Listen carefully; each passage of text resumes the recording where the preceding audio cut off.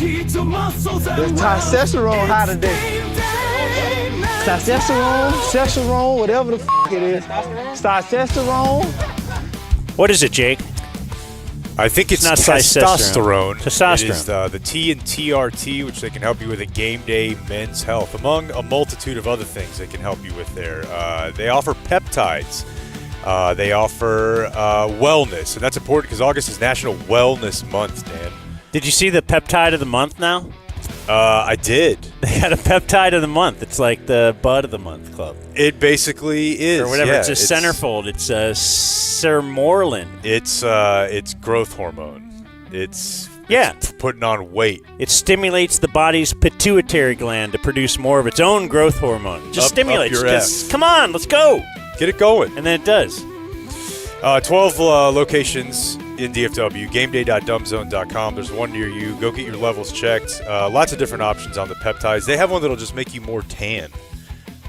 Football season's approaching. They might have one that'll make you hit your picks. Go to gameday.dumbzone.com.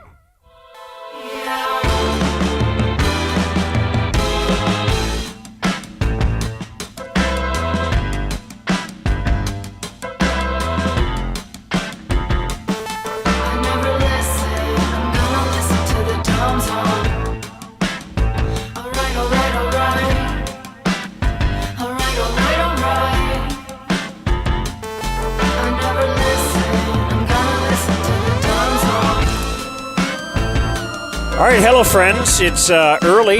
We generally don't do live to tape this early. It's a 10 a.m. start for the old Dumb Zone. I'm Dan McDowell. I'm Jake Kemp. I'm Blake Jones. We have Foodie CK out here as well. Out here today is not the Game Day Men's Health Studio. That is in the Fox 4 building, downtown Dallas.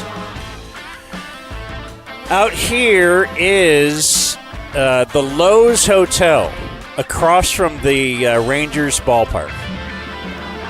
Now, you might say there are two Lowe's hotels across from the Rangers ballpark. And we would say, yeah, sorry. They should take. But year 3, I went to the right one. They should take a cue from one of our nation's more successful brands and call one of them Lowe's 2. Lowe's Plus. Lowe's Plus. Lowe's Max. A lot of options. Anyway, this is one called Lowe's Arlington. And to prove that you can get here, if you try hard enough, we have 2 real live Texas Ranger media personalities sitting here. We have Jared Sandler, who has worn the Dumb Zone headset many times before. And we have his chief rival, Mike Bacsik. Who Hello! You may know from being Mike Bacsik. Do you need me to get anything for you? Lunch? Not many people know that, but Mike Bacsik was an intern for the ticket. Oh, I didn't see Dave Raymond walk in. I thought there was another bid. I guess the guy rolls in whenever he feels like it. Open that he was waiting to play? I didn't want to mess your bid up. That was I didn't see him. Okay. The other guys were here on time. Right. I thought it was like he was going to go bigger, right? Like there's something bigger. He's not just a Texas Rangers media member. Right. I got a whole thing for Dave. On time. Did I miss something? I got the whole peptides business. Okay. I saw you were moved. My bad. But, Mike Bacsik was once our intern for my radio show back when I did radio. You guys remember radio? Yeah. A lot of connections here. TC was an intern at the same time as Blake's a producer. Little after, right? I saw Blake and Bacsik kind of had a little connection. I feel like I was with TC and Jake kind of interning around the same time. Maybe I'd already gotten a job. I can't remember. This is crap. I was an intern and got arrested, and I didn't get my name on that 25-year wall at Ticket Stock years ago. I spent 15 hours in jail. That's true. And I don't even get mentioned right now. Like, what the fuck's going on? It's true. You don't get mentioned as an intern. And I was your intern at training camp for 2 summers. Like, I was the station intern. Really? Yeah. I don't remember that. God. It's because you're African American. Yeah, we don't respect the African Americans as much here. Yeah. Anyway. Hey, so this is sort of live to tape, right? Yeah, we are. we're live to tape. We're doing internet radio. You want to kind of re-rack it and see if you can get it right? No. No, I think we're good. Let's do it again. We're good with the first take. This time with feeling. We're good with the first take. I will say, I thought you were about to say 2 Rangers media personalities and then Jared. I thought you were about to punch down really hard at me. Well, I guess, look. But I like it. Do we want to pull the curtain back and say that Dave Raymond texted Blake 10 minutes ago? Hey, I'll do the show too. We love it. Last night, Blake's Dave Raymond ghosted That's me. pretty early for Dave. He's dead to me, he said. Which I understand, and I appreciate that. Yeah. And it is We got them all 3 here. Part. Yeah. That's what we deal with on the road, though, with Dave. What's that?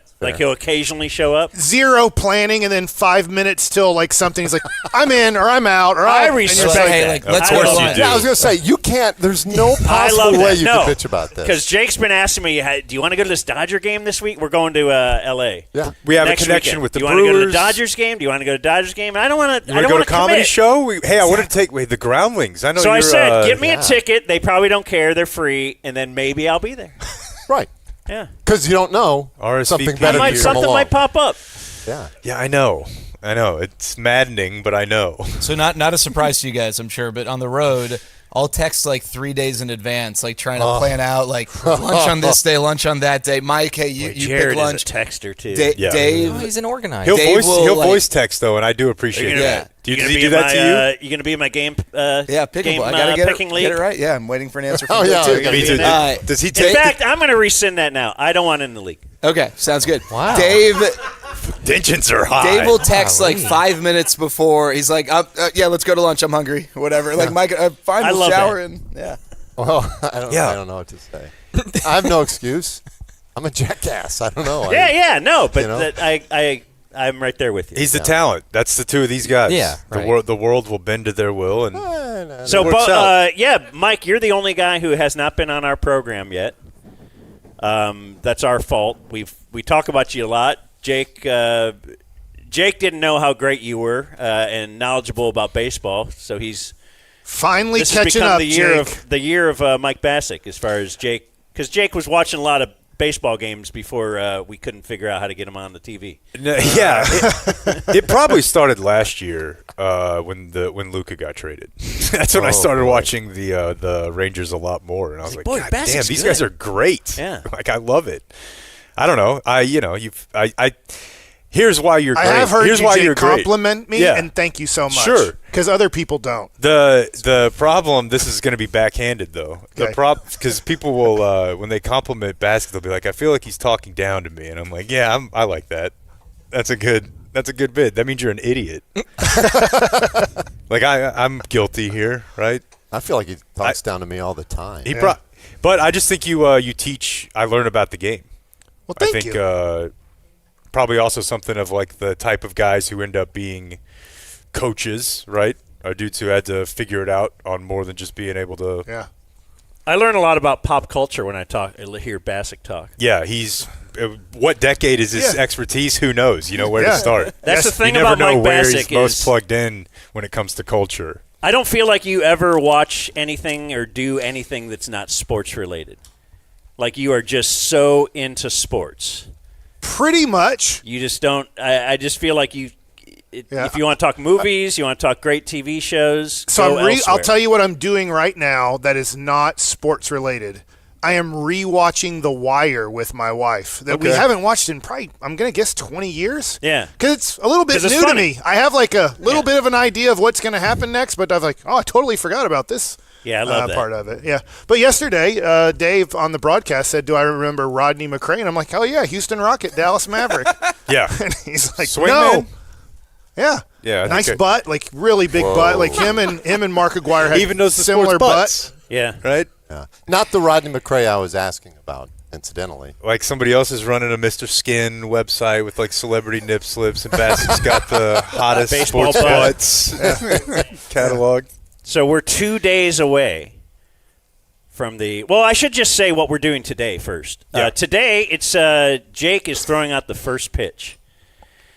which we were really impressed with when we first learned that. But then we've come to learn sometimes there are multiple first pitches. Yeah, they have like divisions. They have an adaptive first pitch. They have senior citizen first pitch.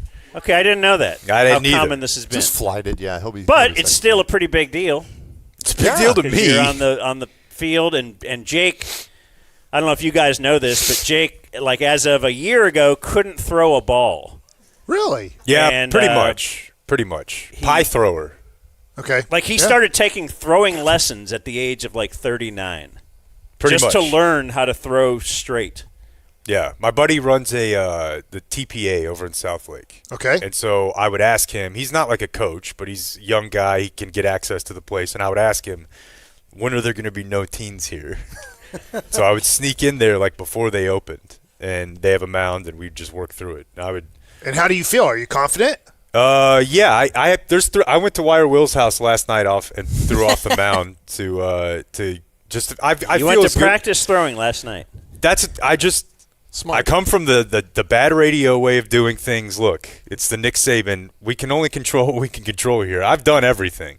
Don't Right? wear So your But arm you are going to out. go mound. Wear your arm out. Yeah, I'll go mound. Okay. I Of wonder course. if Rags or Travis Jankowski will catch him. You don't It's have- weird. It took a long time and I don't really. Dan hates hearing about this because he was born with a baseball and he could throw it like God Like every gave- other man. I Yeah, don't go think ahead. Dan is singular in that. But the thing that really got me messed up was Blake's nephew plays coach pitch, and none of the dads on the team could pitch, so they had to call Blake in to do this. And when we told that story, I got a bunch of response from people that are like, "This is happening.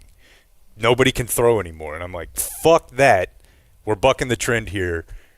And I feel okay about it. I don't feel embarrassed about it. I could go do it if my kids' team needed me to. What do you feel like you've learned the most in Dude, your lessons? honestly, I feel like I could teach somebody how to do it now. If the first person who ever used the term pie throwing to me was Kyle Gibson. We had Kyle Gibson on one time, and I was like, they call me a pie thrower. And he was like, okay, well, there's a drill you need to do where you get on one knee and, like, scrape the ball back. So I would just get on the ground. And, like, the main thing is when I would bring my hand back, I would never flip the ball back. So already from jump, if the ball's facing forward, like, it doesn't really matter what you're getting on it. And then the other thing, because I knew you were going to be here, I bought, I swear to God, you've seen a million, like, baseball trinkets and shit late night. This legitimately helped me. Okay. What do you hell do? is that? So it's called a rev throw. And it's like you're basically trying to get, like, a revolution on it, like you're swinging it, and then it goes over your head, and you whip it. Like, you're trying to get that, right? Okay. Like, you're back and around. And it worked.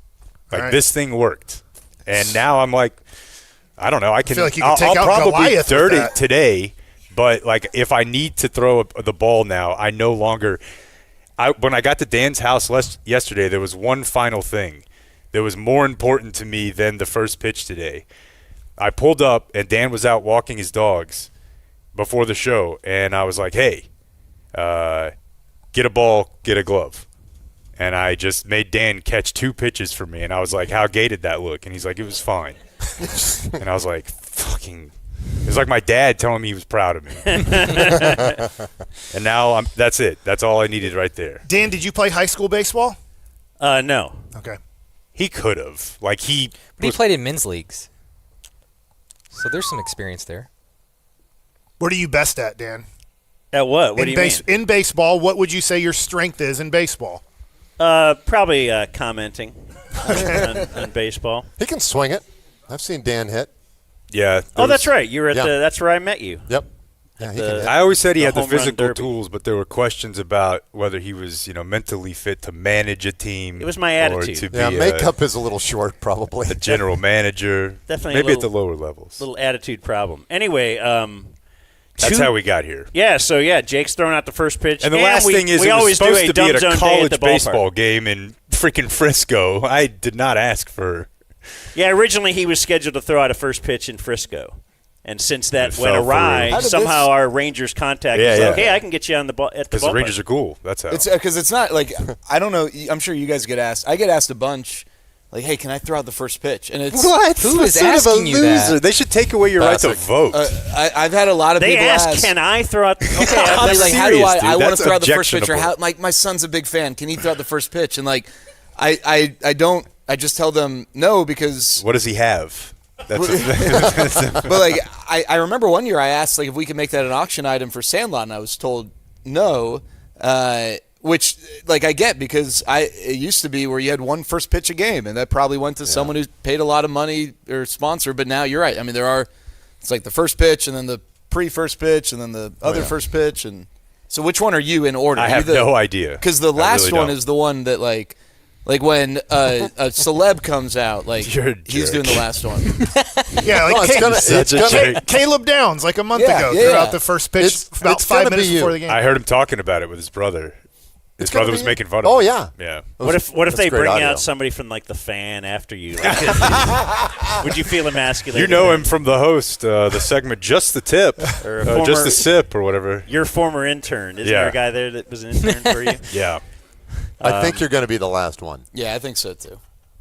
Like I'll ever? be right by you. In fact, I'll do It'll whatever be they so ask. bad it'll be ever. I'll stick around out there if they're not feeling great about Bradford. I was whatever they excited to catch Karan Butler's first pitch when I was on the Washington Nationals. need. Tough He juice. was Wow. on the Wizards. On the Wizards. He maybe threw it 33 feet in the air. Yeah. and then it rolled to me at about 13 miles an hour. Yeah. No, Dave correctly pointed out the arm length element of that problem. I will take that ball a step further and say clearly there's a socioeconomic issue at play there as well.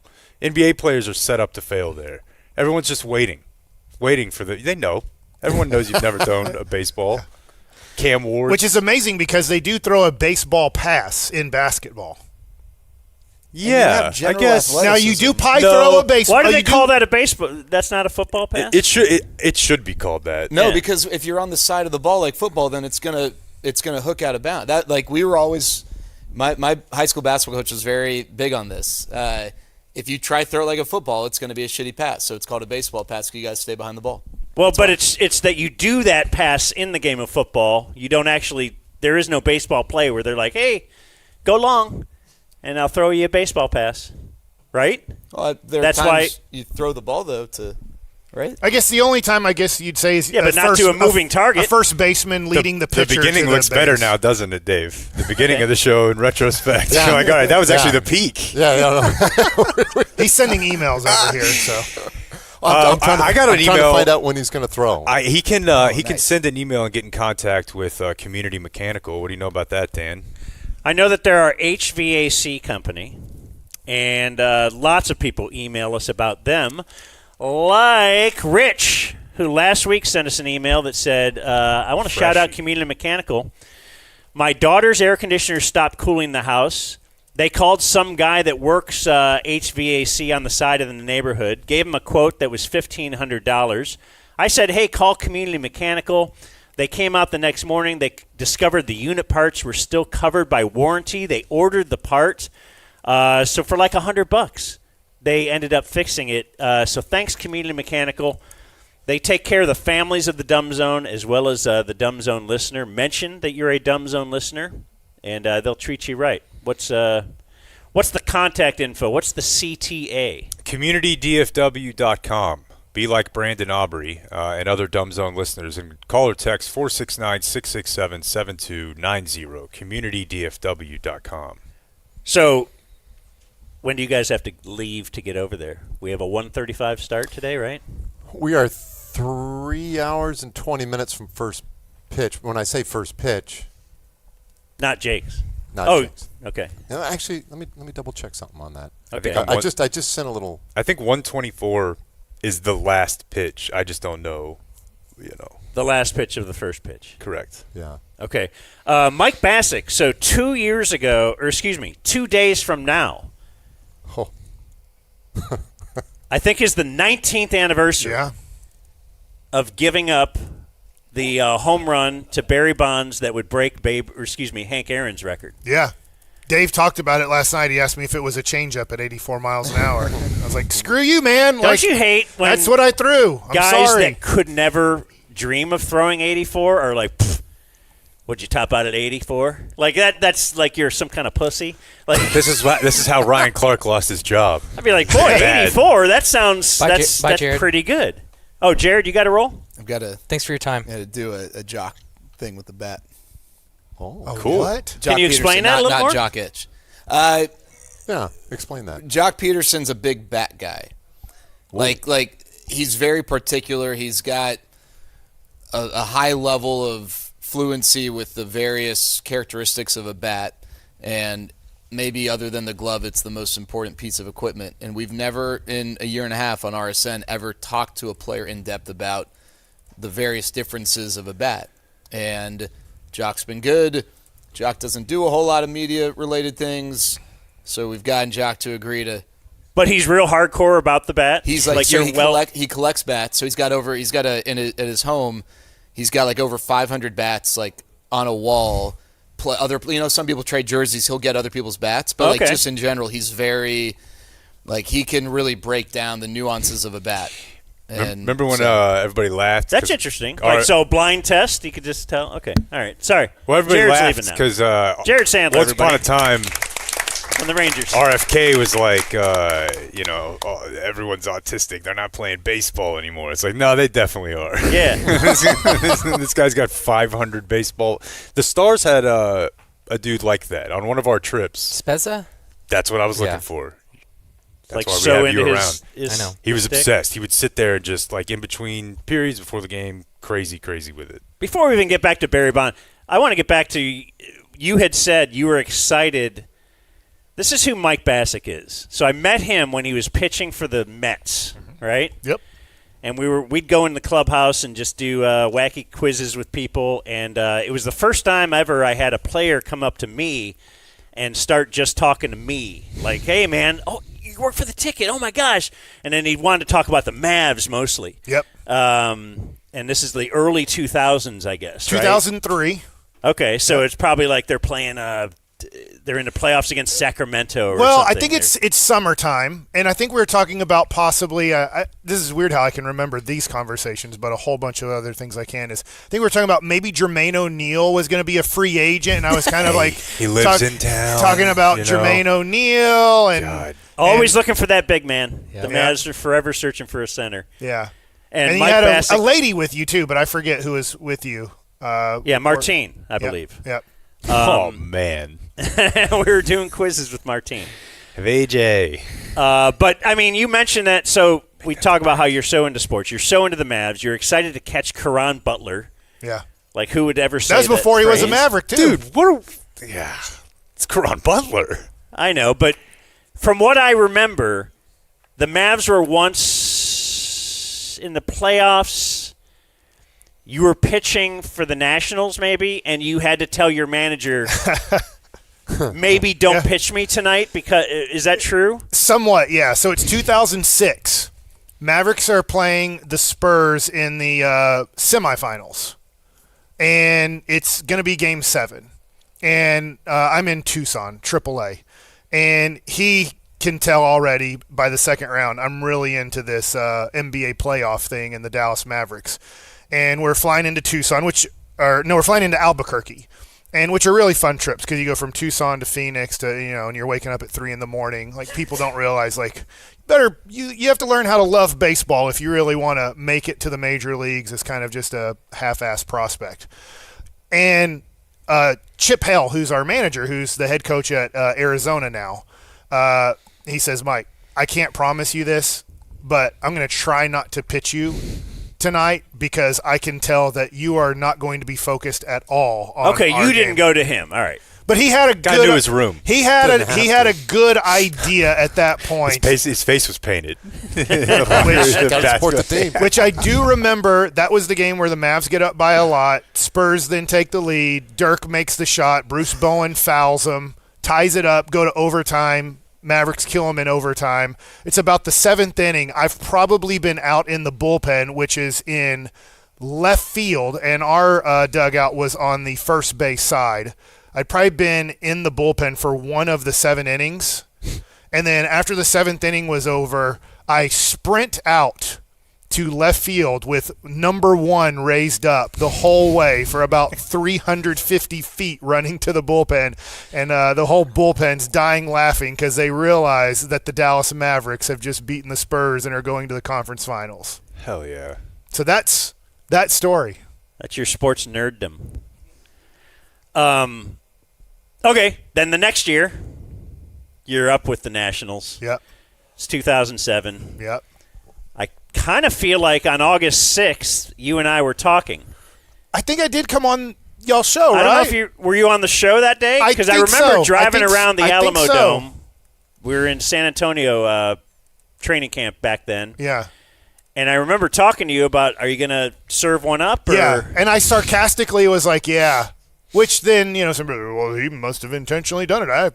I live in Dallas-Fort Worth, and I heard him on the radio station saying he was going to do it. Or you could say, it's Mike Bacsik with a 4.5 ERA, Thank and you.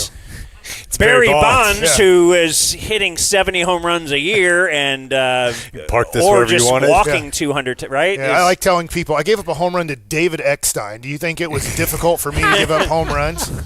Like you was there anything in your mind when throwing the pitch like, I'm just going to put one down the middle? No, You were actually trying to get him out. for sure. Okay. That And was you got that was my lefty, that so- was my second to last start in the major leagues. I started the next time in Arizona. Arm was bugging me. You want to talk about being scared to death? I look up at the radar gun because I knew my shoulder was hurting, and I saw the first pitch of the game, fastball. Because I was like, I don't even know how hard I'm throwing, but it doesn't feel good. 81. Next pitch, fastball, 79. And I'm like, well, I got to figure out how to pitch at 80 miles an hour. Do in I this know how major to league throw a game. knuckler? Like, are you thinking that? I was Has just there been going. a left-handed knuckleball pitcher? Oh, that would be a Dave Raymond question. Ooh, that's a good question. Okay. Because Yeah, that's think about a thing some guys do later in their career. Yeah. Yeah, but I mean that was one of those moments where you're just like, yeah, I'm in big trouble here with my arm, and so that was my. So I say that to say, people that would say, well, he intentionally gave it up. Well, it kind of in a way ended my career. So no, Yeah, and it's not like it's cool, but it's not like he's riding that to fame. And I'm Dave Raymond, and I'm here with a man who you all know. Is, Yeah. It's taught in schools everywhere. Gave up the home. It's kind of like that happened. Well, know? you did wonder at that time, would that be the label of you for the rest of your life? yeah, I've done a lot of worse things. So Oh, yeah, I guess we didn't even talk about Twitter, but I thought that was There is not a something to the reciprocal public really punishment. only having like room for one thing. yeah, You know, the people that Just know get me that and love off. me definitely know me for a lot more things than the public knows me for. Yeah. Well, Well, you look great. we know you as Yeah. we know as you as the guy who kind of demanded. He's like, I want to be a real intern. I want to go to Chipotle and get you guys lunch. And we're like, all right. And then we would Yeah, give you our lunch order, and Mike I do Bacsik that, would and I would head out to do that. yeah, and then I would look up good audio for Friday. That's was what it's that? all about. That was the call of the week. Well, sorry. Oh, the Homer call Homer thing? call of the Okay. week. Yeah, We would that make was, you do that? Gribble tried to get me to do other things, and I was like, I'm not doing that. I'll listen to that one, not that one. So There's no getting Mike to do anything. it was kind of getting to learn the board and other things like that, and I'm like, no. And it was really, honestly, one of the smartest decisions I ever made. To not learn how to do that stuff? Yep. Why? Because they would have made you do it? Because then they would be like, hey, you can do this. And because I never learned it, they could never, pay me $10 an hour to hit buttons. It's so true. We do have a Everything- couple of everything is a interns lie. here who would That pick and hurts. choose what they felt like doing more, though. Oh, TC? TC might have done that occasionally. Not really with us, but later in his life. 120, by the way. You're throwing at 120. Okay. Exactly 120. So they he's didn't. the They second wouldn't one? reveal whether or not you were Okay. Thank you, Dave Raymond. the lead guy. But I saw the guy from Hurtado Barbecue, the fantastic Hurtado Barbecue, was up there last night, and he got on the mound, but not all the way on the rubber. No point. I Either found go- that to be a confusing. Yeah. Why Get no all the way point? up there. Well, you get Well, all if the you're way up there. That's what I was Or telling don't. you. He was like half. Like if you're just. Gonna Oh, get you're on saying the no dirt, point to the middle. Okay. Yeah, it was weird. So You got to get up there. You got to kind of dig in a little Right. bit. right. Yes. Has Dan ever thrown out a first pitch? At a Rough Riders game How'd that go? Jake, how about that? many years. Well, there was no worry that I couldn't throw the ball over the plate. It's me. Dude, you say that? It's me. I forgot I was going to tell you guys Me, this. any human. Our good Any friend. Man. I didn't go study for. I didn't throw the night before. It's weird, but I guess he's going with it. Our good friend Michael Snap, who's a baseball coach, texted me this morning and said, "Hey, good luck. I only got to do it once, and I dirted it. I still have nightmares about it all the time." Oh, that's not a good I was like, confidence builder. But you're not gonna. That's not gonna bug you if you dirt it. yeah, it Big really. deal. The truth is, and I think you know Be this. good for it the won't. show, yeah. Yeah. What's your target? Probably just about, I don't know, like right on the inside corner to a right-handed hitter, upper. No, I don't. Are you going to be in your head? That's the thing. And no more than normal, dude. When you get your target, throw it at the it's going to be head. the first base coach or third base coach. It's throw it at kind of their forehead. Yeah. Because then if you miss a little bit low, it should still get there. If you miss a little bit high, so what? The guy stands up and catches it. Right. You look good either way. If you go right over the plate, it might go about 450 feet for Hit the mascot. number 756. So after Bonds hit the home run, his next time up, did you give him a little high heat, little chin music? He was taken out of the game. Oh. And then There's some irony. Yeah. And then after I got 2 more outs, I was taken out of the game. And that was I pitched 5 innings there and Have that you was it. guys interacted since then, you and Barry Bonds? 2 days or 3 days after it happened, we go to Arizona and I guess his agent or PR people, like he's a pretty big dude, they reached out to me and he talked on the phone to me for like an hour. And that's about it. For an hour. Yeah, that was a long. What are you guys talking about? Oh gosh, just How much talking did you do in that hour? 3 minutes. Wow. I guess I don't know anything about Barry Bonds' Did your dads know each other at all?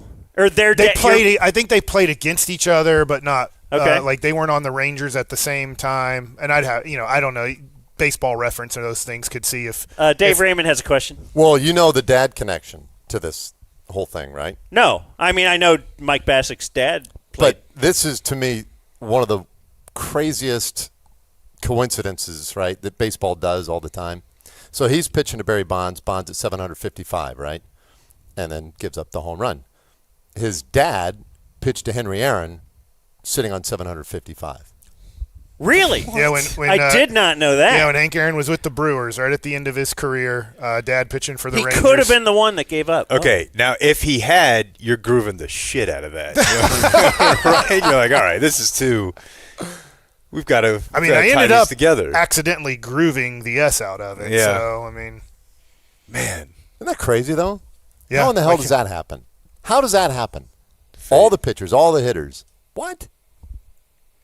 Crazy. What are we going to do? That's a gummy thought right there. do we have an early bird spot? We do. That's a gummy thought brought to us by Early Bird CBD. Fantastic. EarlyBirdCBD.com is so you take 1 or 2 of those. Yeah. Now it's 2.5 milligrams of real THC. So I don't know if that's your game, Mike Bassett. It's not my game. But Let me translate for that for those at home. Legal. oh yeah, it's very very legal. Well, the law's very, very much changed this week. Yeah, haven't they? And That's early been- bird is good to go. They're good. They're fine. They're staying in business. Early bird, well, they're good to go. right? Okay. They may business may be booming. I don't know about the business. I just know we're golden. If you want them to stay in business and keep giving you them 2.5 millis, maybe log on now. What's the promo code? Earlybirdcbd.com is the website. The promo code is DZ20. That'll get you 20% off and free shipping at earlybirdcbd.com. Promo code DZ20. And then These yeah, 20? what you want to do then is ponder. You take one of those and then you ponder Mike Basic's dad pitching to Henry Aaron. Wow. While he had 755 home runs, and you gave up 756. Yes. Okay, so he could have given up 756, Could but have. he's like, I'm not going to groove one. That's not in my nature. I like my prisoners Not that like don't these get captures. these kids these days, and that's what ended up happening with Yep. this kid. Yeah. Grooved it, gone. By the way, can that THC stuff, could that help out Sandler on plane rides where he could calm down? I don't even know. Wow, is honestly, he all fidgety? dude? Oh, my gosh. Still? You ever get a text from him? Of course. Do you ever get 20 texts from him? Yeah, so that's what I was trying to say when he was here earlier is he has converted to the voice memo. Oh, yeah. So that at least doesn't take up as much room on my No, that's an interesting because he has voice memoed me, and I wonder why didn't he just call and leave it on the. Right. Because voicemail. his phone died He's while he worried. was typing. We- That's how long. Yeah, he'll write a long text. We'll get on the plane. You know, game's over. Everybody goes through the nonsense. We're getting on the plane. We sit right across the aisle from Jared. We're putting our stuff in the overhead, getting ready to sit down. And Jared has already, he's got his iPad hanging off the seat in front of him with, I don't know, some Netflix thing going. He's got his laptop up, and he's just pounding away on an email furiously. Meanwhile, the phone's pinging like crazy, and he's doing this business, you know. And I mean, it's like we haven't even sat down, and it's like that the whole time. And he'll look up in the middle of something. We don't know what the hell's going on. We just look up and it's like, oh. What? Nothing. Celtics. You know. Oh, okay. Like he might have a game going, He's show a little going, ADD. emails going, the phone's pinging, got the ear pods in. I don't know which device he's listening to. Right. He's running 10 picks pools and a charity. And no shit though, he'll still ask you like 3 or 4 questions. Hey, Jock, do you see what bat he was using that third at bat? You're like, what? Did you pick out lunch for tomorrow? That's on Yeah, you. where are we going to lunch? Oh yeah, and he's looking 3 He's days planning ahead. And, 3 Yes. days ahead. I love it. That's It's my amazing. style. It's amazing. So how long did they tell us how long they had? I was just going to tell you, I got to go. Okay. Yeah, I got to go. I figured that. Okay. Mike can stay. Yeah, I just work off of you, so whatever you say, I just follow. Okay. Yeah. Well, if you guys need to leave, then A round of applause. I want to stay because I thought I was a special guy coming here today. Yeah, let's stay. And Yes. it's just me. I So like that. I'd like for you want 5 minutes or so by yourself? yeah, 5 we minutes. can by talk myself. about Dave Raymond. I just turned out. Ryan Drees was calling just me gonna about say something, Drees. but we're good. Oh. Remember Ryan Oh, Drees? what a name Drop the drop. name over here. I remember him as a. He was a. drop, by the way. Yeah. He's dropped like 40 names today. Yeah, I know. Anyway. See ya. I remember Ryan Drees as a test case for the.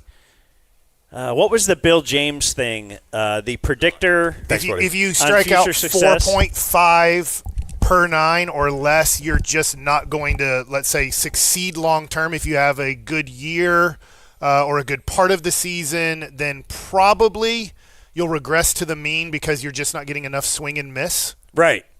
And Ryan Drees fell way below that, yet he had a great year. Mm-hmm. And then I think, who was the GM back then? John Daniels, perhaps, traded him? No, well, I don't. I would say it was John Hart because I know that year it was 04 because obviously we're buddies. I can't remember what happened in 05. I was gone by then. They're like, we're good. We had you for a year. We figured out what you have. And go somewhere else.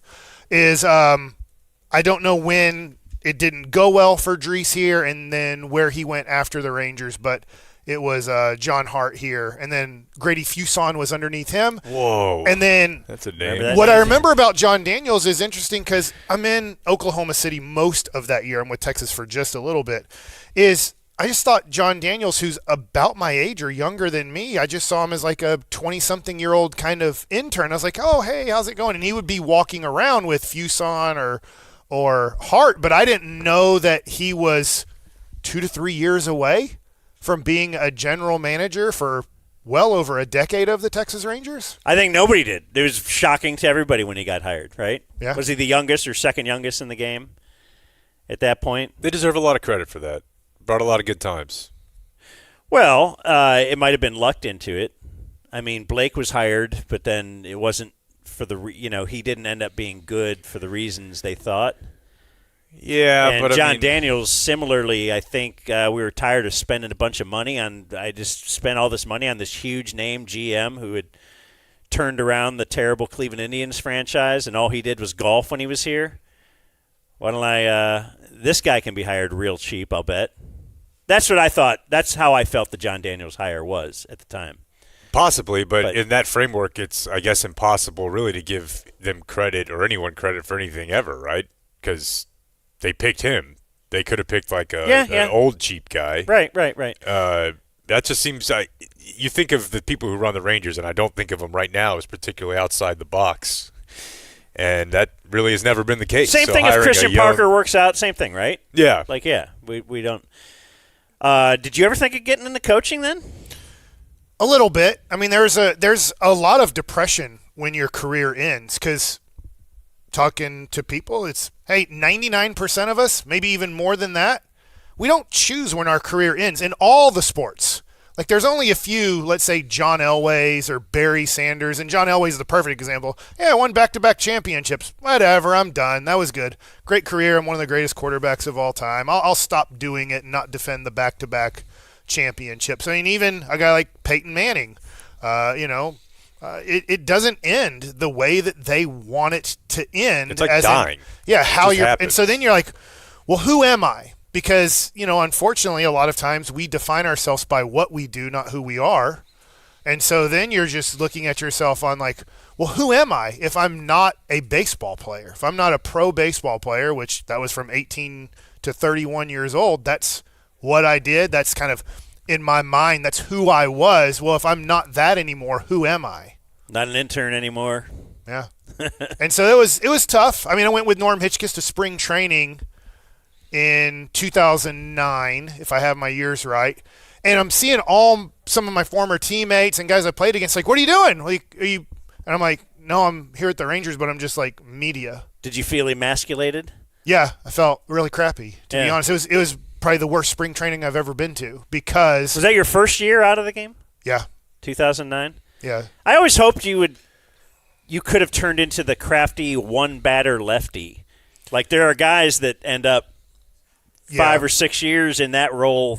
I couldn't and throw just hard. Keep money coming, I tried throwing sidearm, to try to kind of become more like kind of a lefty specialist. But that's always easier said than done. Hey, change your arm angle and do it at a major league level where, hey, maybe you can do it if you want to go back to AA for $5,000 a month at 32 years old. And I was like, yeah, I had those offers. Your wife and kids. Yeah, weren't 2 into kids. that? And I was like, yeah, this is just not going well. I'll I go remember to radio. I remember an interesting thing you were talking to me about once off the air was just how you talk about, listening to your coaches and whatnot. But if you were a guy who is kind of always on the bubble, right, and you never had that huge contract where they just said, you know what, we're just going to roll through this guy no matter what happens. Yep. But you're in spring training, and you were told, like, hey, I need you to work. You got to work on this, whatever it was, curve or the slider or whatever. We just need you to work on this. Results don't matter. This is where we learn. This is where you listened, and you got pounded trying to develop something that results don't matter, and then you got sent down. Yep, I learned my lesson there. That was 03 with the Mets. 02, I was pretty good. I had Bobby V as my manager who loved me, Charlie Huff, who was great at helping me out, get guys out. And then Art Howe, by the way, great guy, comes in. But then I get this, let's do this. Let's totally change where you throw on the mound. I would throw on the first base side of the rubber. Let's throw on the third base side of the rubber. Let's do this, let's do that. And it's kind of like we promise. You had a great finish to last year. Don't worry about it. This is where we figure it out. And then I wasn't figuring it out. It was not this simple change that immediately led to good results. And then pitch opening day in relief. That goes horribly bad. 9 runs in 2 innings in relief. Oh, no. Then on the 3rd day of the year, I come in relief, 1, 2, 3 inning. But at that point, they're like, we can't. This is a results league. We have to either win or get rid of you because your contract isn't guaranteed or anything. So they sent me down to AAA, and then the pitching coach, who was Vern Rule, in that meeting when I got sent down, I just thought for sure that he would say, hey, I don't know, maybe like, hey, this is partially my fault. Like I kind of forced you to do things. I really want you to work on this in AAA though. Keep going. And he just kept his mouth shut the whole time and was like, this is just about, your results. Art Howell led the meeting. I think Steve Phillips was the GM at the time. And Vern Rule's just nodding like, and the yeah, guy Vern sucks, Rule's just man. in the back. Yep. Yeah, I guess you're just not doing what we were hoping you'd do. He didn't say a word. Wow. And so I went to AAA and I'm like, I'm not doing anything you say anymore. Like I didn't say it out loud, but I was like, I'm going to call up my dad, who's to me, my best pitching coach by far, and I'm going to do it my way because I tried doing it your way and failed tremendously. So I'm not doing it your way anymore. I'm doing it my way. And I had like Oral Hershiser the next year, great pitching coach. I loved having him. Like our brains kind of, worked together on how to get people out with my stuff instead of trying to change me into a guy that, like, the only way I was going to throw 90 miles an hour consistently was to shoot a needle. Like, that was the only way that was going to work. God did not create me to throw 90 miles an hour. As hard as I was trying to do it, the only way I was going to do it at that time, and that was right about when testing came in, was to try to get away with doing steroids. And I just didn't go down that route. So it was like, how do I pitch at 84 to 88 miles an hour? Which ultimately didn't work out for me, but I competed for 13 years professionally with it. Were you ever offered the needle? No, but in 07, I almost called a couple of my buddies who I knew had taken it or were taking it and go, hey, I can't throw a baseball the way I want anymore. It hurts.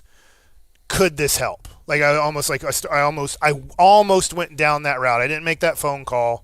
Ended up not doing it. And in a way, I'm really glad I didn't, because I can say, whether people believe me or not, I know I didn't do it. I competed in the steroid era, never took a steroid.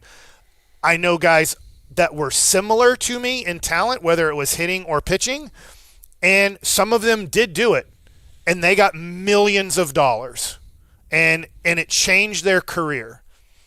And I know that they have a lot more money than I do, but I'm gonna be like, hey, this is who I was. I competed with, this is what I had. You're still eligible for the Hall of Fame.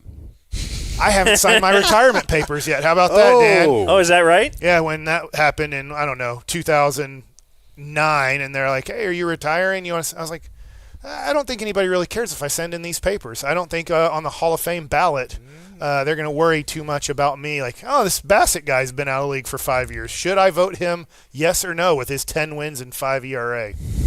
None of the stops you were at offered the one-day contract. I'll sign you just so you can retire a Met, Albuquerque, whatever. Probably got a jersey up in Arlington at least somewhere, right? Where'd you go to high school? Duncanville. Oh, Duncanville. There you go, further. Yeah. No, I don't have that either. Oh, no. I am in their Hall of Honor, though. How about that? I do have that going for me. From what I understand, you were an awesome high school basketball player, too. You ever think about that in college or going to college to play basketball? I get, what's funny is I want to prove to Dave and Jared, because obviously maybe I brag too much at times, but Frank Anderson, who's one of the pitching coaches for the San Francisco Giants, he was the lead recruiter at Texas Tech when I was there. And I'll tell him, like, I was an awesome hitter. I mean, super awesome hitter. I no doubt in my mind I would have made it to Double-A as a hitter. Major leagues, I don't know. I just had to change some things. But I almost want to take them over to Frank Anderson and be like, Frank, you recruited me. Tell him what you saw as a high school player and what I could do. But basketball, I was solid at basketball. I made second team all-district my junior year, which at Duncanville, my nickname was Casper. I was the white guy on the team. But I could play. I could play well enough that small schools were like, hey, is he interested in possibly, they say playing basketball. I know if I would have gone to college at very small colleges, I would have been Bill Winnington on the Mavericks and waved the towel and cheered on the guys and done my job in practice. I wouldn't have got on the court. I was not fast enough or athletic enough to play at a college level, but I could shoot and I was smart. And they were like, he's already competing at Duncanville and getting minutes there. Like, we can throw them here, and he'll, wave a towel, and if we need somebody to come in and shoot threes, which was, at that point, you'd get yelled at. If you shot 3 3-pointers in a quarter and missed all 3, you were not playing the rest of the game. Now they're like, why didn't you shoot 6 more? Do your kids play basketball? My 16-year-old still does. So. Make you crazy watching the game? Yeah. They just chuck? Oh, it's horrible. You have to pay $20 to go see him every time? I can't understand, like, a 3's worth more than 2. Well, not if the kid never makes it. So if they never make it, that you still want them shooting a shot that they have a 5% chance of going in? Yeah, that's that classic. You've dealt with this more in baseball than anything else. The development versus winning type thing. When you're coaching a kid in high school, you always hear about that, right? Dan, is like they're frying this kid's arm because the coach needs to win, or in basketball, whatever it is. They're not there. They're not there to just win. Ideally, they're sending you to the next level. Those are sometimes at conflict. Here's my question for you guys, because you guys know me as a huge Dallas Maverick NBA fan. I've probably watched 5 games in the last 2 years of NBA basketball. Yeah, I know you retired. Didn't you come out of retirement? Are you back? I've watched a little bit of Luka. I've watched a little bit of Luka, but even before Luka got traded, quite a bit of it is Luka. I just started falling out of the love with the rules of the game and the way it's being played. The players are doing what the league is telling them to do. Just lay on the floor, act like you've been, shot by a sniper in the stands. First down. Take 7 steps. We don't care. Double or triple dribble. We didn't see the first 2 dribbles you took. Just pick it up and re-dribble again. It's like they're just doing what they're allowed to do. If you just tightened it up a little bit and said, we're going to call double dribbles, and after 3 steps, we're pretty good. Like, you've taken enough steps. You don't need 2 more. Yeah, I just don't like all the cornrows and the tattoos. Right. Yeah. Yeah, the baggy pants. Bothers me. You had 5 major league hits, so that made me, like you just said, you were a great hitter in high school. I should have assumed that. We all hate the best athlete in school because you're like, oh, well, how about can I just be a pitcher? No, he's the best pitcher. Well, can I play shortstop? No, he plays shortstop. Yeah, but he's left-handed. Yeah, it doesn't matter. He's still great. Did you play shortstop? No, first base. Okay. Try having to be your brother. But that's always really weird to me. It's weird that great hitter in high school, whatever, you get drafted out of high school, and then they're like, stop hitting. Do you stop when you're drafted by a National League team? Actually, you're drafted by the Indians, right? Yeah, so I had to stop. They're like, you're not hitting. Okay. We tried working in the contract. My dad tried working into the contract that I would play 2 days a week in the minor leagues as a DH or first baseman. And they wouldn't go for it. Oh, wow. Does that happen ever? Is that completely novel? Well, at the time, there was a guy named Brooks Kieschnick at University of Texas who was a superstar 2-way guy. So, when he got drafted, they were like, let's have him do both.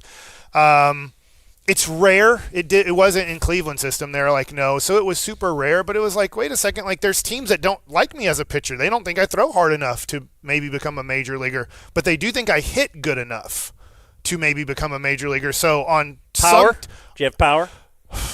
Yes and no. And what I mean by that is, yeah, there were some showcases where I would go to like top 100 players in the country, and I was like, Eric Chavez was there, guys like that around my age, and I couldn't hit it as consistently as far as them, but I could hit it as far as them sometimes, if that makes sense. So there was the ability there. I would show the ability to do that, but could I consistently do it? And Chavez was like the 6th overall pick in the draft. But yeah, I could hit the ball with a metal bat. I could hit the ball 420 to 430 feet if I got into it perfectly. You had 5 major league hits, 1 double. Oh, 2 doubles. Yeah. But it was tough. I will tell you what was tough is from 1996 to 01, I'm not touching a bat. Then I get traded to the Mets, and they're like, yeah, now you're going to swing a bat again. So I hadn't faced pitching since high school. That's what's the weird thing is then all of a sudden you're not just facing pitching, you're facing major league pitching. Yeah. Yeah. And asked to do it. Did they make you learn to bunt a lot? A lot. I learned the fun thing now is when guys bunt, I do know a lot about bunting. Obviously, I didn't bunt in high school. Yeah. But I had to learn how to do it when I got to the Mets. And the first thing, I'm working off a machine at 90 miles an hour, and I'm bunting the ball. And if you do it wrong, like I was doing, I could see it and make contact with it, but I didn't know how to deaden the ball. I was bunting the ball. No, that's wrong. Oh, it's wrong to do this? Yes, very wrong. Okay. How do you deaden it? Well, there's multiple ways to do it. You can move your hand up on the bat, so you're kind of maybe catching it more off the end of the bat. But what I like doing is the firmer I held my top hand, for me I'm left-handed, the left hand, the firmer I held it, the harder it would bounce off of the bat. The softer I would hold it, the bat will come back on you by just not holding it that hard. But the worst thing to do, you got to see the ball out in front of you. I know this is maybe YouTube. You got to see the ball out in front of you. If you do like this and then pull it back, what happens? My eyes get in front of the bat. I'm not going to be able to see the ball out in front. So I got to extend my hands almost as far as my top hand can go. And now I'm just going to angle the bat with my bottom hand. So if I want it to go to third, for me, I just got to push that hand almost in front.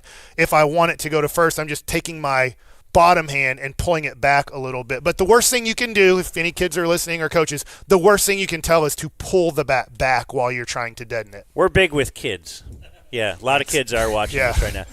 So your advice for Jake, he's going out to throw the first pitch. Yeah. What would you, former Major League pitcher, tell him? Play a little bit of catch if you can on the side. I don't know if they'll let you to, just to kind of throw like 5 balls. Yes, that would be helpful. Or underneath. A lot of stadiums and stuff, we'll see these places like, oh, this is where the first pitch people can kind of warm up a little bit. So I just say, get in a couple throws so it's not your first throw of the day. It wouldn't be, but that's fine. And then I was up very early this morning. Yeah. Just throwing into the net. Have fun, let it rip. Yeah, we're good. Are your kids good? My 18-year-old who's going into his I guess that'd be weird to say, no, they suck. Well, but I mean, are they Major League possibly good? You have a Major League dad, you're a Major Leaguer? At this point, no. But my 18-year-old is good enough that he's going to play college baseball. Okay. So, I mean, there's a huge difference between major leagues and college baseball. People still think like, oh, but SEC, and like, yeah, look how long it took Jack Leiter and Kumar Rocker, who they would have like 3 guys on base every game they pitched for Vanderbilt for the whole game, and then look how tough it is to be like, oh yeah, there's only a few Paul Skeens ever, like once a decade for the most part. It's very tough, but yeah, he's good enough that he will be able to play in college, but pro level, he would definitely need to mature and get stronger. And the game is all about how big you are / how far you can hit it and how hard you can throw it. Like having good IQ is not really something teams like value. What do you remember from our Cliff Lee conversation? Do you remember you and me going in? You introduced me to Cliff Lee? No, I don't. Okay, it was because then I started arguing with Cliff Lee about it was the natural talent versus the hard work. Okay. And Cliff Lee kind of always exuded the reason I'm this good is because of the hard work. Natural talent I do remember didn't have a lot to do with it. I just didn't remember it was Cliff Lee. Okay. Yeah. And it was just my argument always was I could have thrown every day. I could have worked as hard as Cliff Lee did. I would never be as good as Mike Bacsik was. Yeah. Whereas I just feel like there is a top, 0.1% of athletes. Now, among those, I bet Cliff Lee worked harder than everybody else around him. Agreed. Because he would never really – he couldn't bring himself to say that – actually, I had a great advantage, Many such cases. Like to start. Tom House is one of the great pitching coaches of all time. If I give him 100 kids at 5 years old and he gets to work with those kids up to 21 years old, that doesn't mean all 100 kids are going to make the major leagues. You're still going to run into the percentage of their bodies just aren't talented enough. As much as Tom House is teaching them all the right things to maximize their ability and their potential, still – some of those kids' potential is 80 miles an hour, and that's it. Well, that's not going to get you where you need to go. So I'm with you. And then it's once you get to a certain level, once you get drafted, and we're starting that pyramid of success. All right, How are you going to separate yourself now that we've eliminated 98% of the competition through talent? How are you going to now beat all of these really talented guys? Were you that guy or no?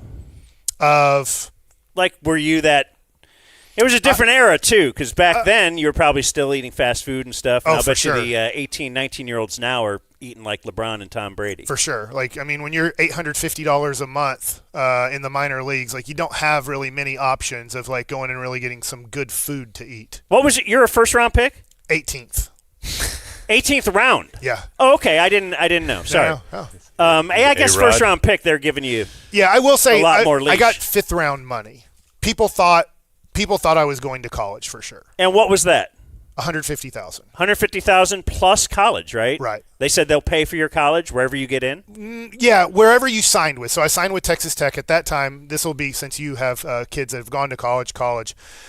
Texas Tech, 1996, all in per semester or all in for a year. What do you think it was? A full ride to Tech with food, books, everything, 1996. Like 10 grand tops, lower. Wow. 7,000. Yeah. Wow. Does that make sense for, Clemson and everything? No. But, Yeah. what are you going to do? All right, you're looking at your watch. Yeah, you know what? I would like to – let's have you on again. Yeah. Would maybe even like to have you out at a game stream, Cowboy game stream or something. Oh, I like watching those. Mike Bacsik has been in my pool. So you've been out to my house. Yeah, Grapevine. Yeah. Should I said that or should I let that? We're very open. Grapevine's big enough. We're very They open. can't find you. It's all good.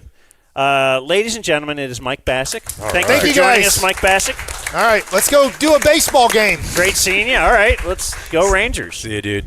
You know what that reminds me of? I can't wait to hear it. Trident Garage Doors. That works for me. Trident Garage Doors, gates, that's what they're about. Access services, that's what they do there at Trident. TXTrident.com, 817-512-1212. Veteran and first responder owned and operated. So if anybody shows up and tries to mess with the gate while they're installing it, they'll kick their ass. I think that's what that means. DumbZone listeners get a 10% discount. There's things you might try to fix on your own, and then there's your garage door or a gate. Don't even try it. If it's sticking or if it's making noises, have them come out, inspect it, and go from there at Texas Trident, TXTrident.com, 817-512-1212. So, anything else in sport? Because I know we want to do the MBR today. Yeah, I think we got need to. News. What? I think we need to either do MBR or viewer mail and get moving. Get to it. Well, let's do a little viewer mail then. I and still then we'll don't do an really MBR. know when I need to leave. Oh yeah, wait a minute, Uncle Hotmail. Probably 30, right, Blake? Yeah. 12:30? Okay, good. Leave at 11:30. That would not be good. I only have a couple this week. By the way, I'm seeing that Ryan Drees was ultimately sent down after a fight in the locker room with catcher Rod Barajas in that 2006. I don't want to, Rangers? Yeah. Oh, okay. When Mike was like, I don't really know what happened. The next year he got sent down. Oh, well. Yeah. You don't pick a fight with Barajas. Not Rod Barajas, dude. Patrick has a book question. Because I am the guy to ask about that. My daughter was assigned her 6th grade reading for the summer. So naturally, 3 weeks before school starts, she begins her first book on her list. The Hobbit. Okay. I wasn't aware that she had started it yet. She then asked me if she could listen to the audiobook that she had on my Spotify. It was The Hobbit. I told her I didn't think that counted as summer reading. She claimed if you actually follow the book while listening, it counted. So she has the book open, but you're listening to the audiobook. Yeah. He says, I'm not buying it. So please, I need your advice. Always punt, go Stars from Patrick Butt. This is fascinating to me. You hear about people that don't have internal dialogue, or they can't. Like TC can't see pictures in his head, or something weird. What? Yeah, I don't know. So if you need But the problem, it's not a problem. I guess it's more of just the way the market's set up. You have to pay for each thing. Because sometimes I'd like to have this ability, if any other reason than just you're reading a book and now you want to listen to it later, but you can't. You have to buy each thing for $15. So it's not really a cost-effective way to read books, is what I'm saying. If every book you decide... No, but is it like... Is it reading? Is it... Dude, if you're running over the words with your eyes and someone else's voice is saying it, that is reading. Like, that... There's a book in front of you and you're following with your eyes. That is definitionally reading. I mean... That's how kids learn to read. And, I know you've told me that you'll change the voice in your head to like a southern black guy in the bayou whenever you read. That's just because it's a different voice. It doesn't mean you're not reading. So just because that's reading. It's the stimulus, the stimulating. Is it the same? Whatever little pieces of creativity that. If your eyes are on the words, I feel like because the problem to me is if with your point of it's not reading is that I'm not sure if listening to a book at all develops your ability to write. And reading helps develop your ability to write, and that's to me way more important than I ever thought it would be, because I'll just tell somebody if they email me now, I'm like, this is a fucking good-ass email, dude. You wrote your own email. You're a good writer. Because 90% of the ones I get, I'm like, okay. Can anyone confirm that? Has anybody got a reply from Jake? I could show you. Maybe these guys just haven't written good emails. They're written by AI. Yeah. Like you see tweets or like you can tell that when people use AI to write their email. So, in any case, thing you thought would be a bigger deal whenever you were a kid, getting AIDS from the toilet. AIDS? Yes, Blake. There was a time we didn't know how to get it, but it was a way more broad, the possibilities of how to get it. Like if somebody sat on a toilet seat and you did also. I have a few of those. This is from Lauren. Yeah. There's several. I'm going to read them off pretty quick. We've done some of them. Turning the internal car light on at night. Your parents always say, hey, turn that light off. They were right to say that. Yeah. You could run out of battery. No, I don't think that's while why. driving. Yeah. Oh. It's distracting. I can't see. Dude, yes. Because that is one of the changes that I made. Once I was a parent and my kids wanted the light on, I'd be like, okay.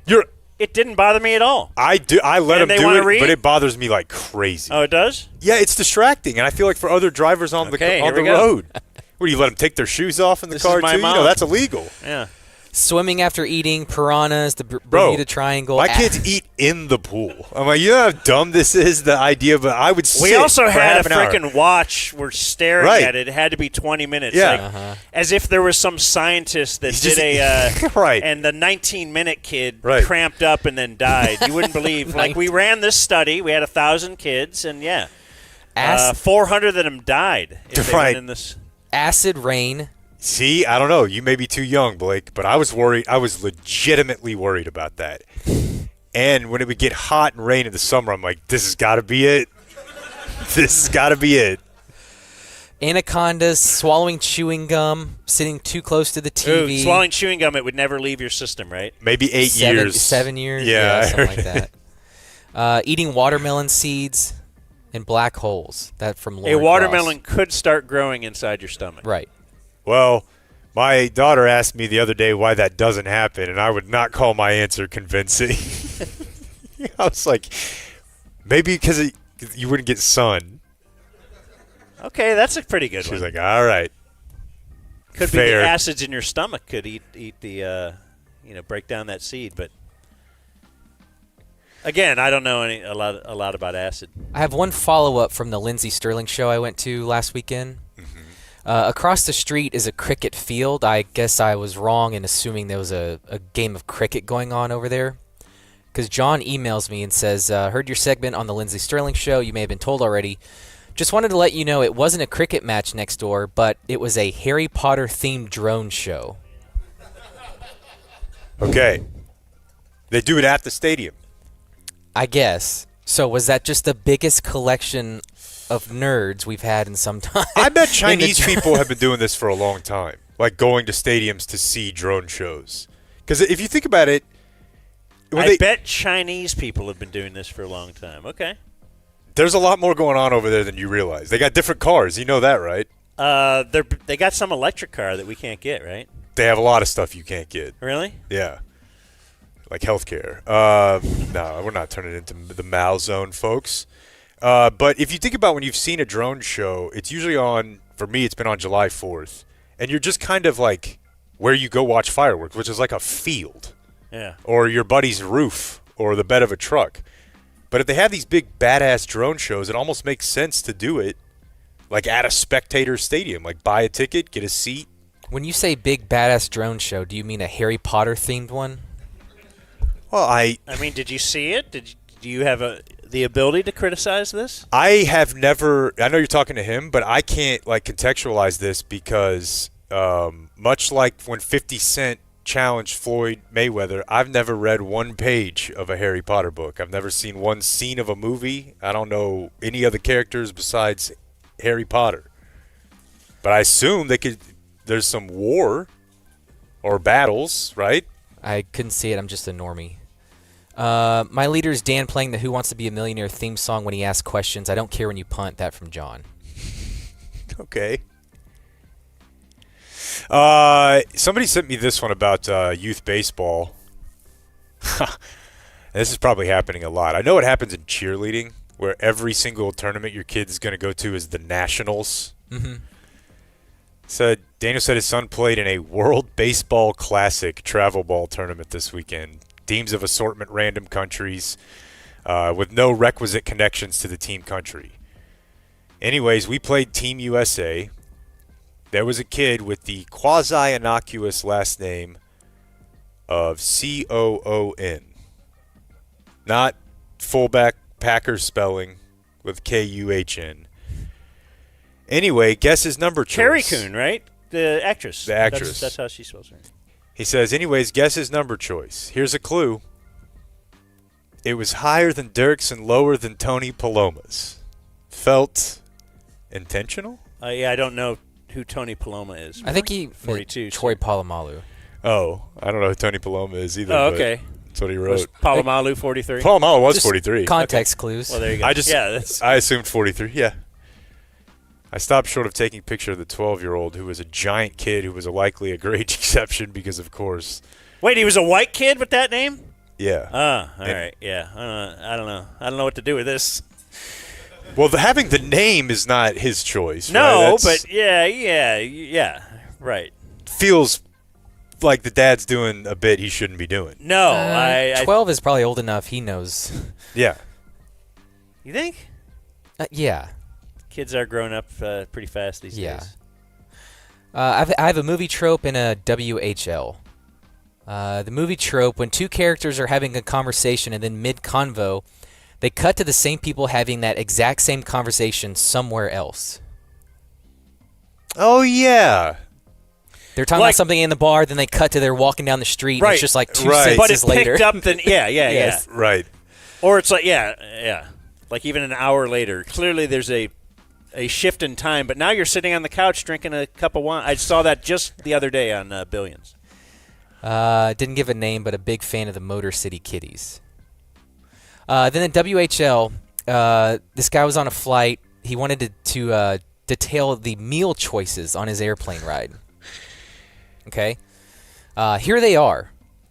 Baby, child, bland, low sodium, diabetic, we just heard Hindu, from the voters Muslim, gluten intolerant, kosher, low fat, low cholesterol, non-lactose, vegan, vegetarian, Asian vegetarian, and lacto-vegetarian. Lacto-vegetarian. Wait, what's Asian vegetarian? I don't know.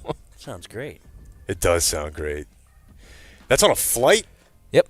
Yeah. I mean, I want people to be happy, but I also don't like having to. That probably makes your flight more expensive. I'll take the baby. Yeah. That'd be. Will you do that if we're on a flight soon? Yeah.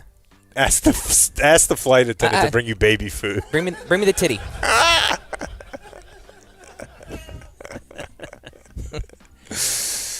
Yeah. Shall we slide into some MBR? I think that sounds excellent. All right. I'm excited. The MBR is our monthly. It's that time of the month. Cane Rosso presents The Dumb Zone's monthly Am I a business dirtbag if I review. drink the rest of Mike And Bacsik's now water? the king of all note There's two new takers, ones back there. Oh, there is. Blake Jones. You are a dirtbag for way more reasons than that. Yes, thank you, Cane Rosso, for. Yes, sir. Cane Rosso, Zoli's Pizza Pill, catering to any food you want. Most likely they can do. Even burgers. Even burgers. Yeah, so Go to brunch at Cane Rosso. go to brunch. Yeah, breakfast pizza. I don't Yeah, think they we have that are. enough. Don't forget Pilf Catering, though. That is what powers all of our football watching parties high atop my garage. We are catered every week by Pilf Catering. 5 more weeks. That could mean they'll bring out the wood burning oven right there in your driveway, cook you some pizzas, or they might bring out the burger thing, the sliders. Anyway, this here's week's- Blake, folks. So I typically will begin by begging you to like and share our stuff. I'm not going to do that. Instead, I'm going to ask for this. So we've detailed breaking contain. Sometimes we'll break contain on the internet. We'll have people from Belgium tell us we're idiots because we didn't know they spoke French. Jake, I think it would be funny if our people began fighting with other sects of the internet. You want little armies? I kind of do. Then put them at your command. I'm This out is of the a guy- game. I'm out of the game. This is a guy with a beehive. Yeah, Sure. No. You know, Unleash he him. wants him to start buzzing around.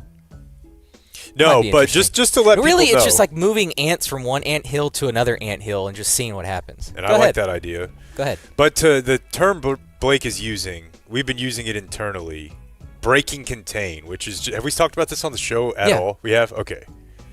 Good. I didn't know that. But I don't know. If you want to fight on the internet, go fight at Blake's behest. But I thought your bit is fighting on the internet now. You're like, dude, I love it.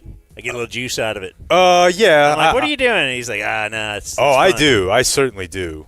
I'll be on my phone and see 2 people with like 50 followers that I somehow stumbled into fighting, and I'll just be like, this guy's an idiot. You're right. You're winning this. Like, I'll just reply. It's fun. They're like, who the fuck is this guy? You know, some sports podcast. It's fun, but I don't want to. You know, that feels a little too barstooly, is what I'm trying to tell okay. you. Hey, sick 'em. Remember when people used to do that, like, P1 Hornet's Nest. It's like, I don't know, man. Like, do whatever. Jake hates Okay, never mind. Jake shot it down. Yeah. That's what we're here for. Not every idea is a good one. Well, how about this one? Gummy thought of the month.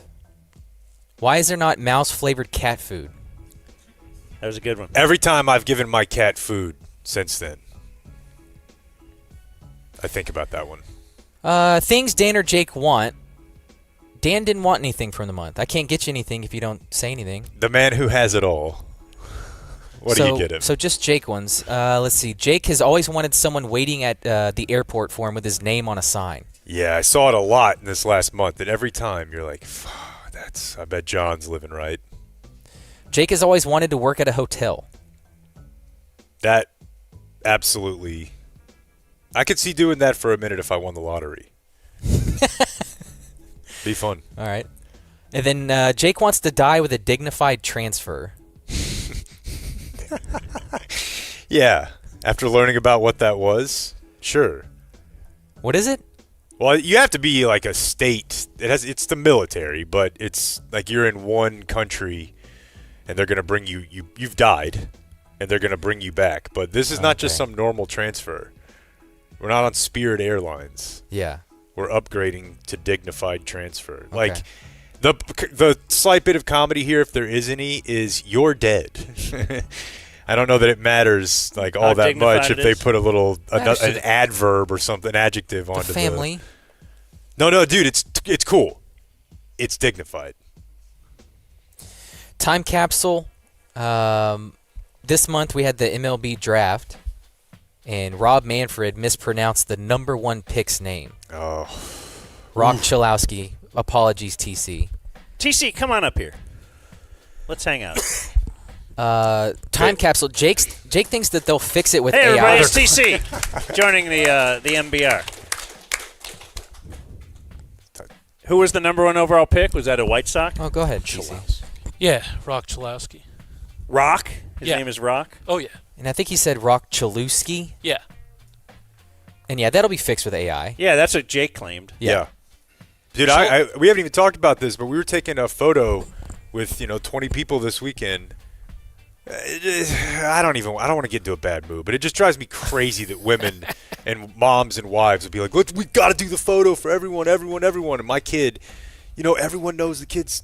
She's freaking out. She hates it. She's like, "I hate this. And I'm like, "Well, there's a world where we just don't make you do it because why the fuck?" But some kids wouldn't get in the picture, and people were just like, "Don't worry, we'll AI it." And I was like, "The hell you will." I was like, "They're not in the photo. It didn't happen.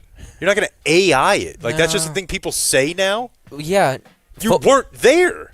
I've told you this. Football team photos, they take them individually, and then we'll put them all together like we used to be.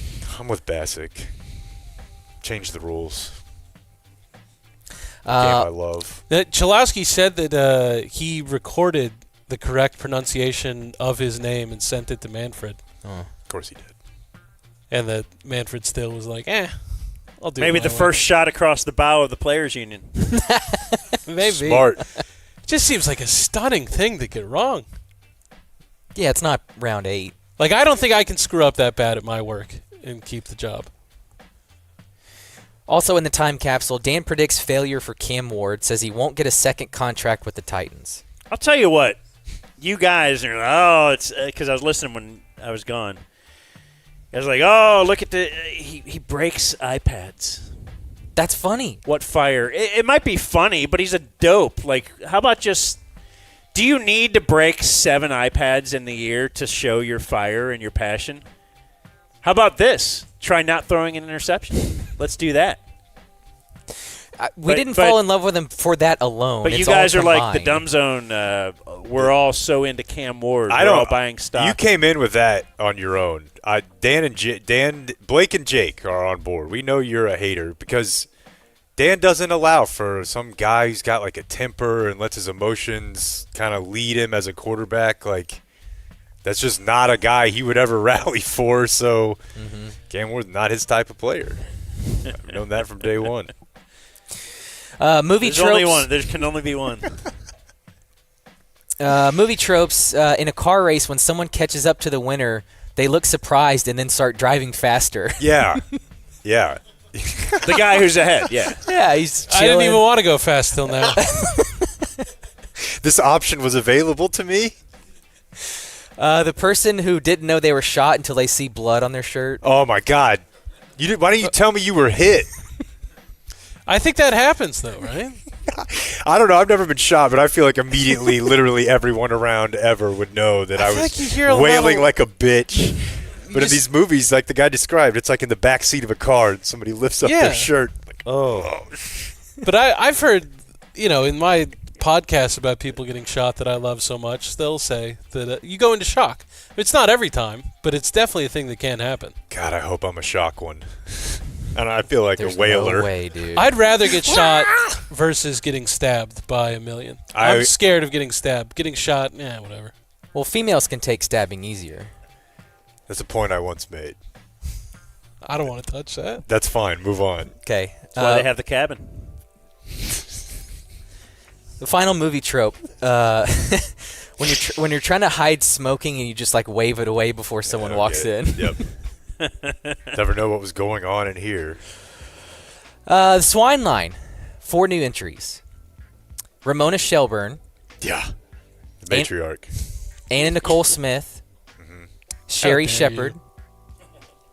And Katie Mixon. It's a good list. Sherry Shepard. Katie Mixon is the wife from Eastbound and Down. Yeah. Ooh. We have one ball sack from the month. It's the Dak picture, which we have on screen if you're joining us here in the Mockingbird room. This is the picture that Jake fell for. Jake thought Dak actually looked this swole. and he's standing next to Taylor Lewan, who is a former offensive lineman, so it's not Larry Lacewell. Yeah. But here's your quarterback who's going to throw for He 50 looks touchdowns this season.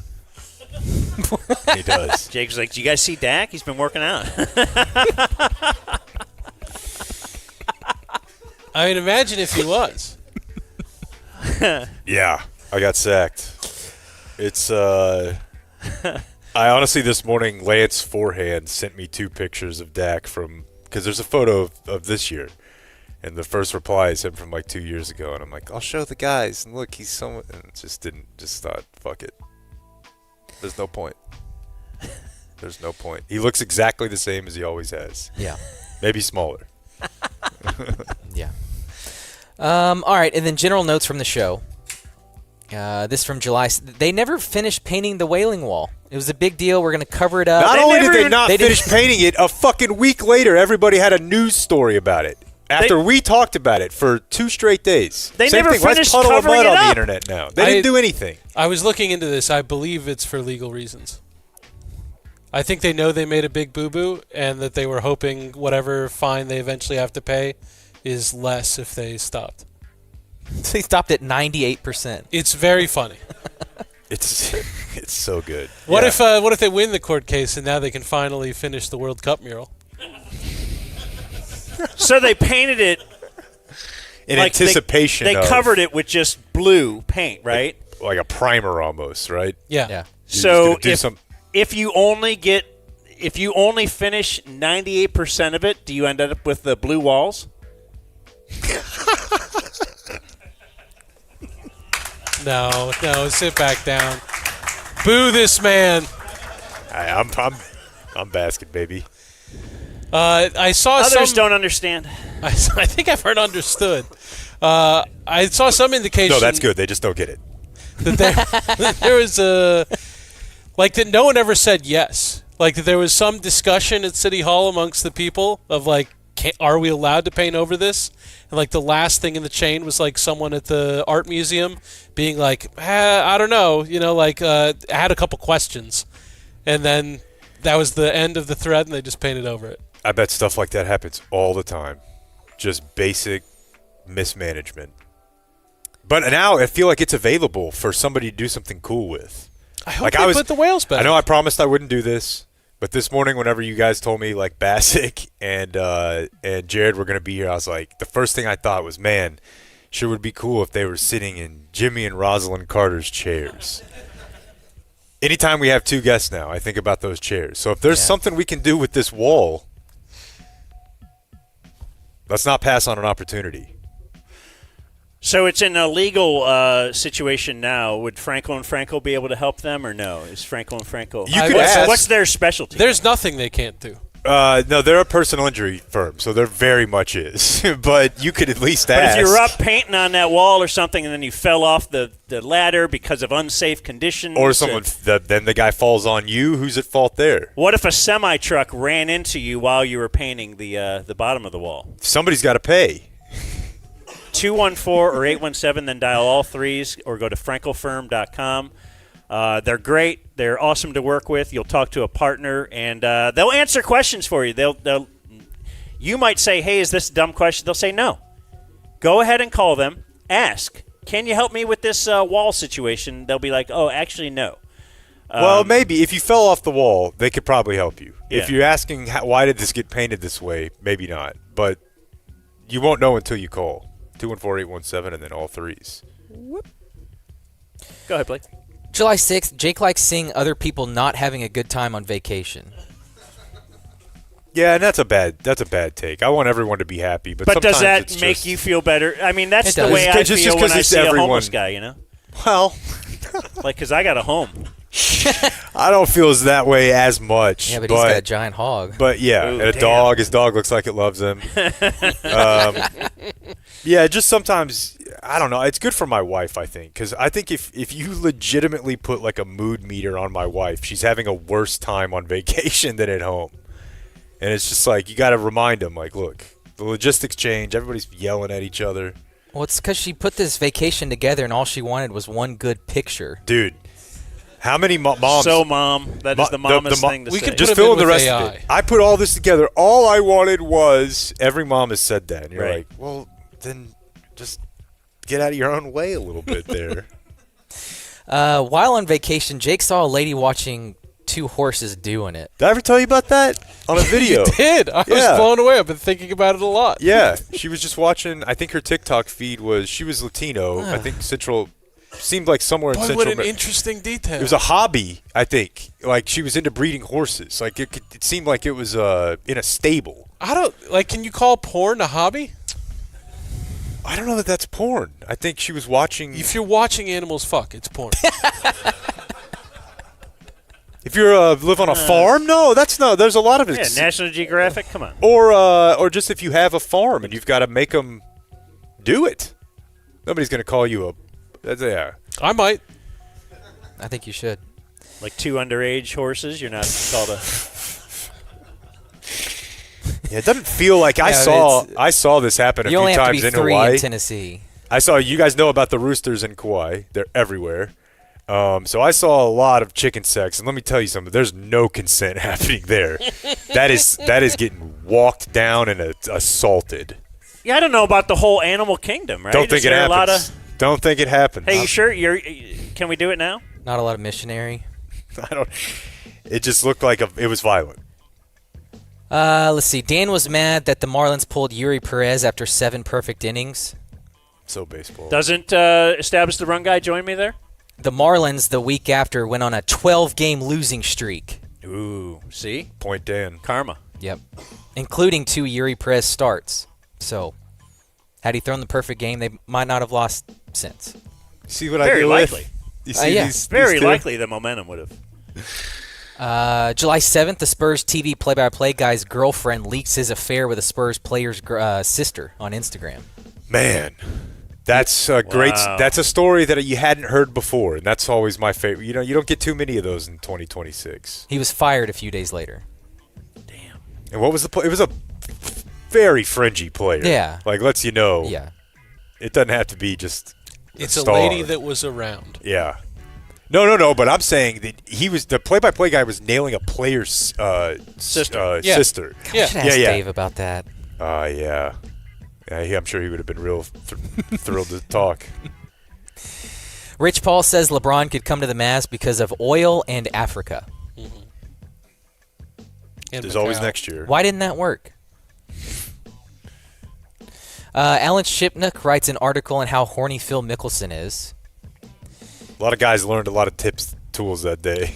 That was a good article. He showed Yeah, so I give him a phone. $50. Have you drive my phone around? That's what I've been doing to Henry. Yeah, I just give him my phone, go play golf for a day.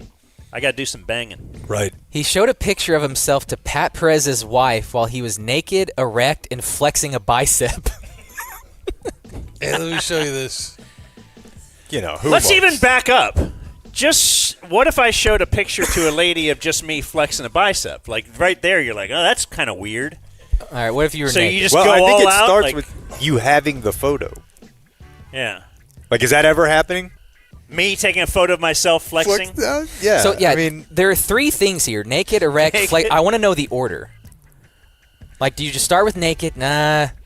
What if you I'm gotta erect? work it up a little bit. Well, still. You gotta- all right, I'm gonna flex. So he probably had like 20 photos where some of them yeah. he wasn't flexing. Right. Some of them he was soft but flexing. Right. and you're just going to show that to a friend's wife. And he's not Be like, sure, hey, but you he's like not this? sure she's into him. You like this? Don't you want to make sure a little bit that Well, how could she not be after she sees him flexing and erect? that's true. true? And again, He's Phil. It's worked it's before. worked. Yes, he has used this move. Also, he has like a gajillion more dollars than Pat Perez, so he's probably just thinking like, ditch this loser. Yeah. It was, I guess it all makes sense, but following the threads of, as she was talking today, she hated both Phil Mickelson and Pat Perez. Yeah. That was an interesting inflection. There in was the a article. time where they were lovers. No longer. July 7th, Jake knew a kid in 7th grade who told everyone he is going to have a backyard concert performed by Marilyn Manson thanks to Doritos 3D chips. TZ knows that story well. Yeah. I think about that kid a lot. He had a tough time. That's a Hail Mary, you know? I mean, that's not a lie you make up if you have a lot of friends. Jake got a jaywalking ticket at 16 after a brand new / census fail concert. It was more census fail. All right. He was a runaway at the time. On the loose. I don't know that I've ever told them that part of that story. That's a heavy one. We'll do it another day. Will you write that down? Jake ran away from home? That was when you ran away from home? Well, you can't really run. I mean, if you're 16, 17 years old, you're not really running away. You're just like, I'm out. And your first stop was a census fail concert? We had the tickets. Not going to not use the tickets. I've heard the story where TC ran away. I was bouncing around on buddies' friends' couches and guys who'd graduated for like 2 weeks. At the age of 16? I think it was 17. Yeah. Still, that's something only a child from a broken home might do, though. Right? If both dad and mom there, because I could see myself just saying, yeah, I don't have to listen. It was just hot. It was hot, man. We fought. There was a lot of holes in walls and people yelling and throwing shit at each other and fucking. It was a lot. Yeah, if you can't, like, I don't know if my life is very chill now. Yeah, I don't know if you had a car, but like if you can drive, like does it count as runaway if you're getting in your vehicle? Yeah, and I think at some point they did. I don't think I had a car. I think at some point it was pretty clear they were like, "Yeah, fuck no, it's our car." Yeah, were you the oldest person to run away from That's home? why I don't. That's why I don't want it entered into the record that way. Like I had my stuffy. And you just have snacks in a bag. Yeah, you have a job. July 9th, a guy put porn on at Dan's bachelor party. Yeah. And then it says Dan's RA showed him Ron Jeremy porn. What? He did. It wasn't just me. Dudes who He play showed a couple videos of- for No, other no, dudes Dan, is come so here. weird. It's just a weird guy. Ladies, that's not something most dudes do. Show each other porn? Yeah, that's like a 5% move. To maybe 10. July 10th, Shoddy had a lazy Sunday. I've really tried not to think about that as I get Just a ready for little the lazy football day. season. Love that for him. It was around minicamp time. I so don't it wasn't care like if it is on the moon. There is not a day where you're allowed to. If you're ahead, lazy like Sunday. Did you ever hear that Bill Parcells once had a lazy Sunday? No. Do you think? No. do you think I want you to while- be driven insane by do you the think objective. while being head coach of the Cowboys in the tenure, any one of the months, any day, Jimmy Johnson ever had what he called a lazy Sunday? No, you know what Jimmy Johnson did?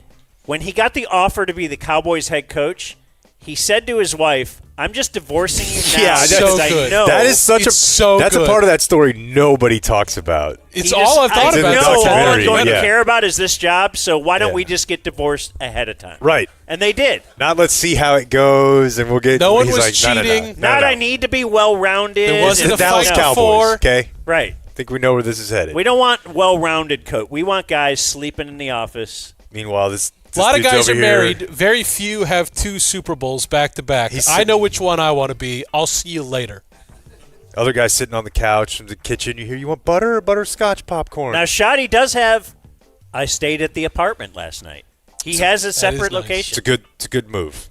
We need that drop, though, for when they lose. I had a lazy Sunday. Jake explains to us how Hawaiians are built for comfort, not speed. Yeah, everyone in here knows I'm dead on. And then July 16th, Jake almost got in a fight on an airplane. He hit a guy in the face with a water bottle. I didn't almost. Yeah, I guess I kind of did almost. Well, the get guy it. got mad. Yeah, the guy wanted to fight. And he deserved to be upset, but he just had a little more Tony Shashery on it than I needed. I pulled a suitcase down and a water bottle was somehow up there, and it hit him in the face. Yeah, I think you'd be upset in that. And he goes, "What the fuck? Hi, this." And then he figured it out, and his wife was very concerned. Was like, "What happened?" He's like, "This effing idiot, this idiot." And then he held the water bottle out to me, and I reached to grab it, and he dropped it. Oh, that's a fun move. I was like, "Dude, what the?" Pick it up, loser. Yeah. Did Well, you? Did you bend down and pick it up? Yeah, I did. No, I'd kick it back in his face. I did, and I felt emasculated. Yeah, that's why he did it. You got But it. you also weren't on the news the next day. I know, right? Like the first pitch can hit the dirt. It's like that's I love funny. bold on-air TC too. I'd kick it back. Okay. Yeah. Dump it on his face. Your wife want to get wet? Yes, sir. Excuse me. Jake mad at people eating orange chicken in the movie theater. Man. We're going to send intern Henry out to the Rangers singles night. I heard about that idea. I really like that idea. When is it? It's this Sunday if you want to join Rangers singles game. It's a day game, I think. What were they calling it? I'll find it. Glove Island. Glove for real? Island rules. Wow, I don't remember that. That's Really awesome. good. Really good stuff. That is great. But, I mean, couldn't they, like, inadvertently be having a Pride night? Like, there's a way to do this if people are smart about it here. That's why Henry's going. I still want Henry to be an extra on Tulsa or Frisco King or whatever. We gotta stack his summer up. Too late now. It's wrapped. Oh. And then finally, July 23rd, Dan's wife was on the phone with CVS upset with their system. You have lost the plot if you are on the phone with CVS, like not the specific place. Like if you're up the chain. Just complaining to somebody. I will be heard. Yeah, this is not a good way to do this. I will be I don't heard. know, man. My wife talks to CVS a lot, and I think she's got some points. Yeah, it ain't great. Here's your July. All right. All right, yay! Good times. Got an applause. That time of the month. Any food you want, most likely they can do. Even burgers. Even burgers. The Dumb Zone.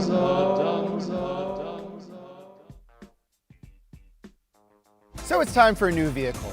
You can spend your Saturday at the dealership talking to Gary, or you can visit fairlease.org from the comfort of your home and shop for the vehicle you actually want. Gary's trying to find you something from his limited inventory. Fair Lease is focused on finding the vehicle that's right for you. Already know what you want? Great. If not, tell us what's important. Technology, safety, fuel economy, and we'll provide unbiased guidance on today's best lease vehicles. And unlike Gary, we won't pull your credit until you're ready to move forward. We'll even help coordinate test drives before making your final decision. Once a deal is done, we'll personally deliver your vehicle right to your home at no cost to you. That's the Fair Lease white glove experience. So it's up to you. Go to the dealership and buy for 40 or 50% more. I'm sure Gary will get you a deal.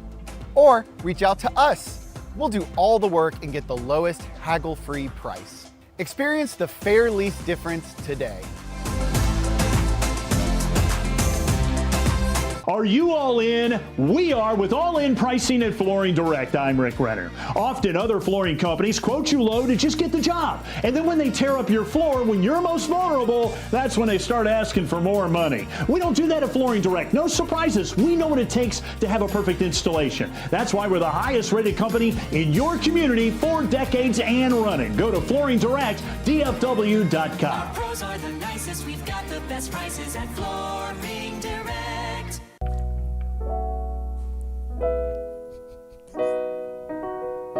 Quality Roofing, we've got drones.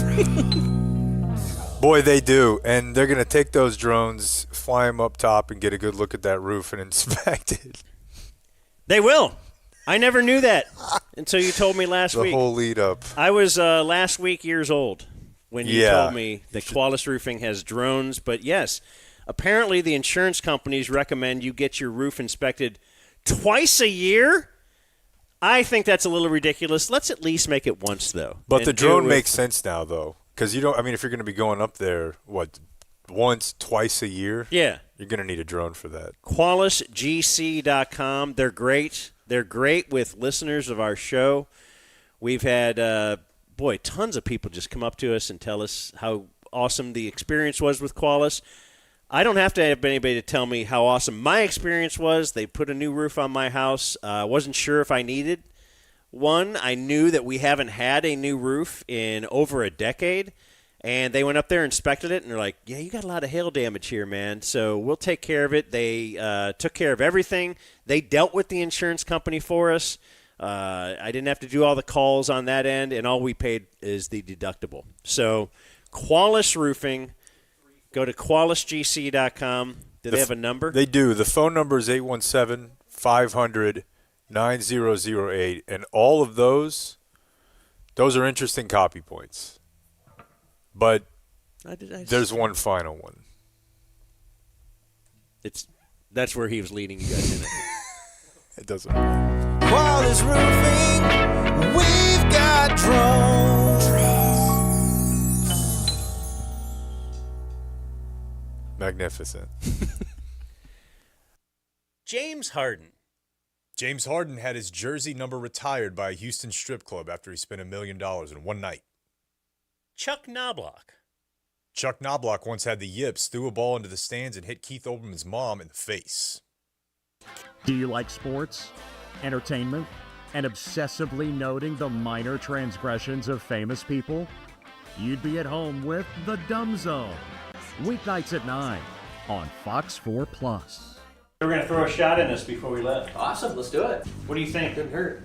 Glutathione is great. Let's do some shots. All right. Shots. Yeah. Glutathione shot. Take a shot. Yeah. So glutathione I recommend doing in the glute only because it's not as comfortable for the injection. The glute? Yes. The butt? Yes. We'll face my computer. Is this going to hurt?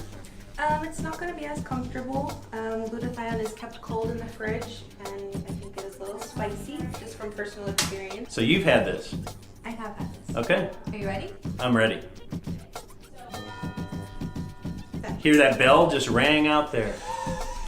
All done. Do I have to pull it up now? Yes. Okay. Please. Believe in the future, but not today. Okay, you ready? Yeah. Ooh. I'm so detoxed. Do you have any questions for me? Quick one. Do you smoke cigarettes? No. Okay. Rachel, by the way, is in studio here, and during the break, did the worst thing she could ever do, which was tell us how, you know what, I should have jumped in on that Trident spot you guys did before, because I just had him out. Like, what are you doing?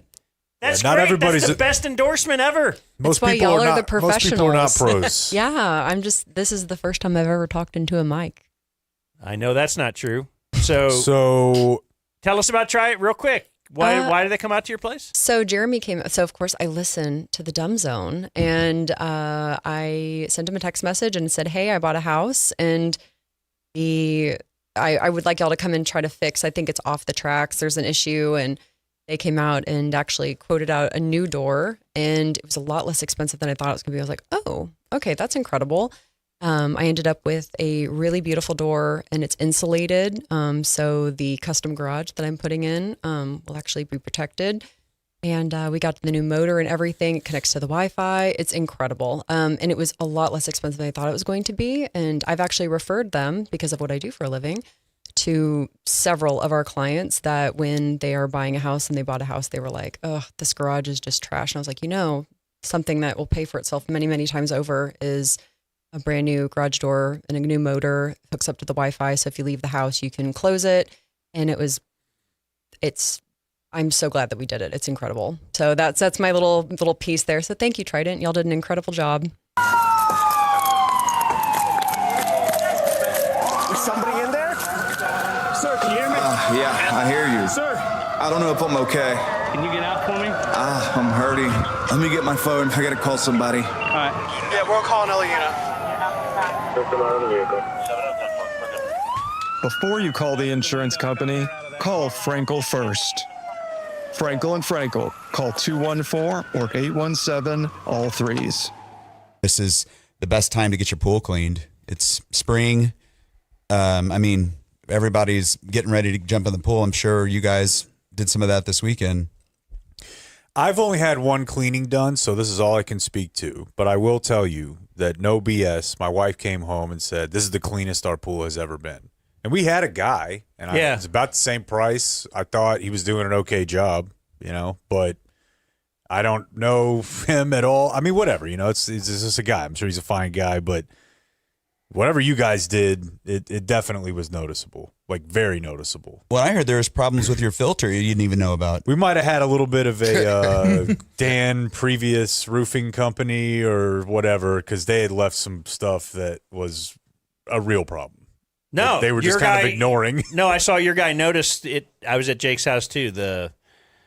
Out of the spigot or whatever, shooting stuff back out into my pool. Yeah, it was shooting like the leaves back into the pool. Yep. So I was like, wait, we just vacuumed this out, and now it shoots it right back in. So it was like, obviously there was a hole in the system, but he took care of it. Your old guy did not notice that, and these guys noticed it right away. Same thing. Shout out Thomas. My wife usually does the cleaning and stuff, and she, our other pool company, our old one, because we now signed up with Puddle Pools, puddlepools.com/ Dumbzone. Dumbzone. Okay, my bad. That's all good. I think I erroneously said that earlier then. That's way better. Puddlepools.com/ dumbzone. You like sports, but also humor and local news. Well, then try The Dumb Zone. DZTV. Weeknights at 9, right here on Fox 4 Plus. So what do you think, dude? I made a promo for our show. What do I think? I'll tell you what I think.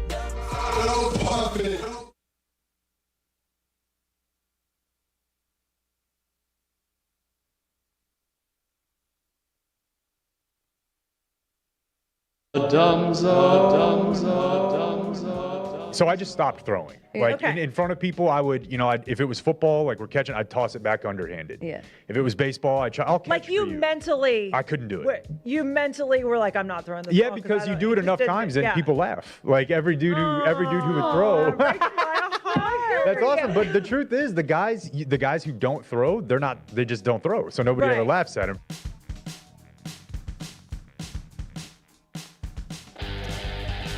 You're listening to The Dumb Zone. Man, I listened to that so many times last night. I told you a couple weeks ago. I knew there was something there. I just want to hear that part again. So I just stopped throwing.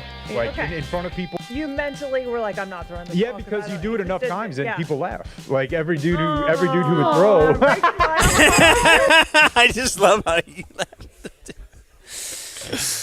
Anyway, we have a big announcement to make. Is Spinks around here? He was here a minute ago. There's Spinks. Okay. Yeah, come on up here for a second, Robert. So we are going to officially be at training camp. Cowboys training camp, that is. I was talking to my daughter yesterday, the New York City daughter. Mm-hmm. She went to the bar from the rehearsal. Oh, right on. Oh, did you do the rehearsal? I think I did the first episode or two, but I would rather remember Nathan Fielder from Nathan For You and not anything else. I didn't do the plane season, but I did the first season. The rehearsal thing, yeah, they had the bar, and that's where they did trivia. And apparently, they had that bar. It's in New York City, and they do trivia there every night. And she said it was packed, and I thought that was cool. And then I told her we're going to training camp next week, and she goes, "What team?" Great question. I was like, "Well, the Cowboys." Well, and she goes, "Oh yeah, because I thought you just did some random team for baseball." And I go, "We did. We went to Brewers spring training." Good so question. She just on wanted to her see: part. Are we going to Falcons training camp? Right. No, we are Maybe going next. Dallas Cowboys training camp, and we are going there, and we have a title sponsor for our trip, and our title sponsor is Plum Quick, one of our newest sponsors. Look at that. And joining us to do our Plum Quick spot for today and just talk about being the title sponsor, you know him, folks. It's Robert from Plum Quick. He's the guy. Hey. Seriously, Robert, Thank you. we have gotten a... Look at all these emails. They keep coming in. Yeah, we just keep getting emails and testimonials, and you guys fit in well, I guess, because we like to deal with companies that treat the Dumb Zone. We do collectively, but I was thinking about this last night, too. I almost don't like Plum Quick or Community Mechanical or Qualis because I like to be treated special. Yeah. Like, I want priority scheduling, and they're like, well, no, all you got to do is sign up for, what is the year-long thing called? The plumbing home membership. Okay. You're like, sign up for that, you get priority scheduling. Like, I want that because I'm maybe they have something so famous. You can pay more for. Yeah. Right? Just keep asking. Yeah, I want to drive in the HOV lane, you know? I want to do things that other people aren't getting, but I do think that's what the Dumb Zone listener can get now, too. Yeah. Is the priority treatment. But, like Jake was just showing you the list.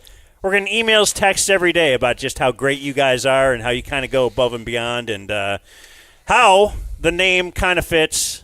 Oh, man, I got a problem right now. Let's get here now. Like, we need the quick part. This afternoon, yeah. Yeah, we get texts from the guys, and they're like, I didn't think you were going to call me right away. I'm like, yeah, we're going to call you right away. Dan, if you call me, I'll get you priority scheduling, okay? People would want to know that. I think the average listener would want to know that you actually, Dan, could be treated better. But outside of that, everyone treated pretty well. Okay. So if some listener, if Drop Beth says, hey, she texts you at 3 o'clock and she's like, I got an issue. I text you at 3:15. Will you go to my house first? Yes. Okay, see? Yeah. Okay. No, I think Beth would want that. I will. I don't know if Beth would want that. She looks mad right now. So, okay. Anyway, how do we get a hold of Plum Quick? Plum Quick, go ahead. Yep. How do you get a hold of us? Yeah. Number Phone on the screen? Yeah. 469-331-3669. Did you have to look at the screen to know that? I did. Because that's a special number. I actually did, yes. It's a special number just for Dumb Zone customers, so I actually don't have that one memorized. Okay. So, but plumquickcompany.com, we got that. Yeah, so you can call that number. You can text that number. You can even go onto our website. We also have online scheduling if you don't want to have to talk to anybody. There you go, Dan. You can do. We make it as easy as possible to book us. Nice. Plumquickcompany.com. It's going to be a big and camp. Yeah, you're the Dan. title sponsor for training camp. We will be heading out there next Wednesday. We are heading out. We'll do shows next Thursday and Friday, and then the whole next week. We were going to do just the last week, and Blake's like, well, I like being there on the weekend. Yeah. And I remember when... It's like a guy getting a new baby for us to be like, I wonder if we could ask. But when we worked for the radio station, we would be like, hey, it's really fun to stay on the weekend, and they'd be like, no. No. And so this is one of the benefits, I've never done it. To having our own thing. There's many benefits, but one of them is, hey, wait, there was no real logical... It'll cost a little more money, right? But otherwise, why wouldn't... Good for the show. Yeah. So, yeah, Blake gets what he wants. He wants to be out there for the weekend. We're going to be out there for the weekend. Not forgetting I got to go to Seattle for the Cowboys game, so I won't really have a weekend. But you set us up, though. Y'all have fun. That's how Jesus was. Look, That's I right. got to go. I got to go, Get to be with Steve Berline. Dude, the Brewers are going to be in L.A. We got a lot going on. No, I know. Yeah. Like, Robert, what would you give to be with Steve Berline for a whole weekend? Wouldn't that be great? A few words. Go ahead. I'll give a... take 10 or 15 minutes and just talk about Steve Berline. Just all the Steve Berline memories we've all built up. Yeah, I'd give Are you a an lot. Eagles fan? Vermont, I feel like leans I was actually Philly. born in Pennsylvania, in Philadelphia. Okay.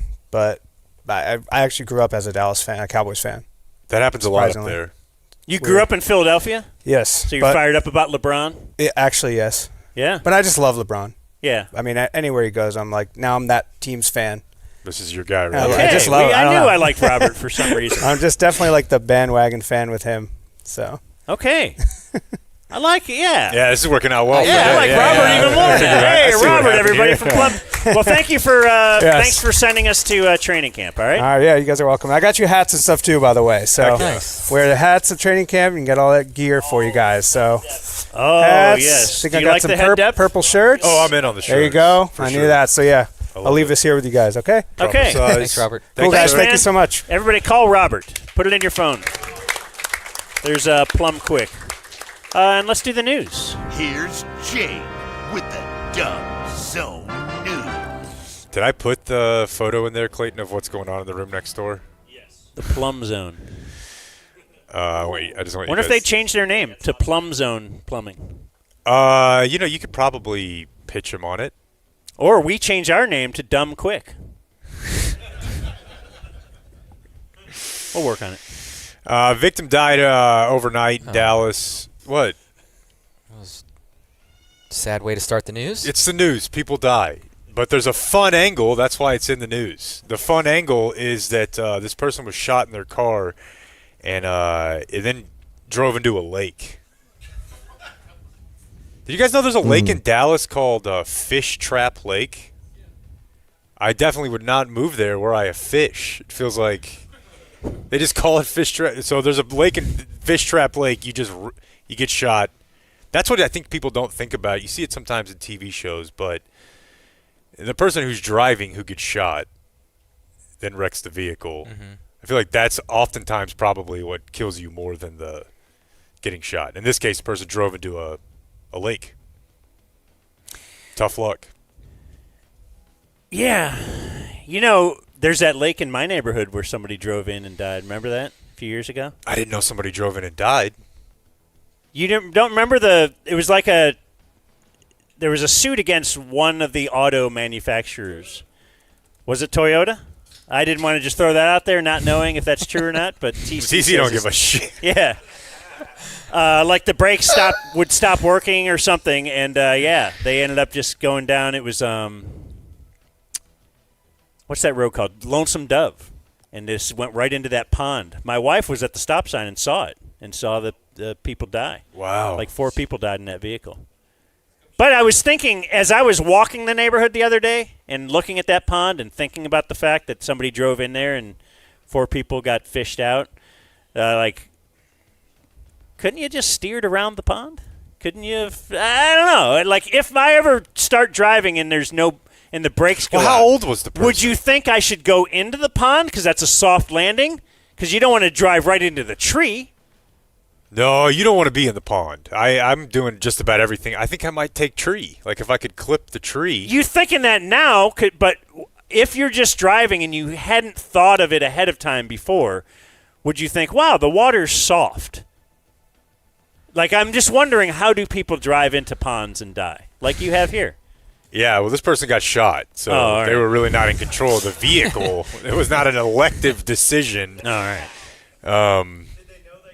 Yeah, that's a good point. Sometimes you don't. That's a great callback. Texas tax-free weekend.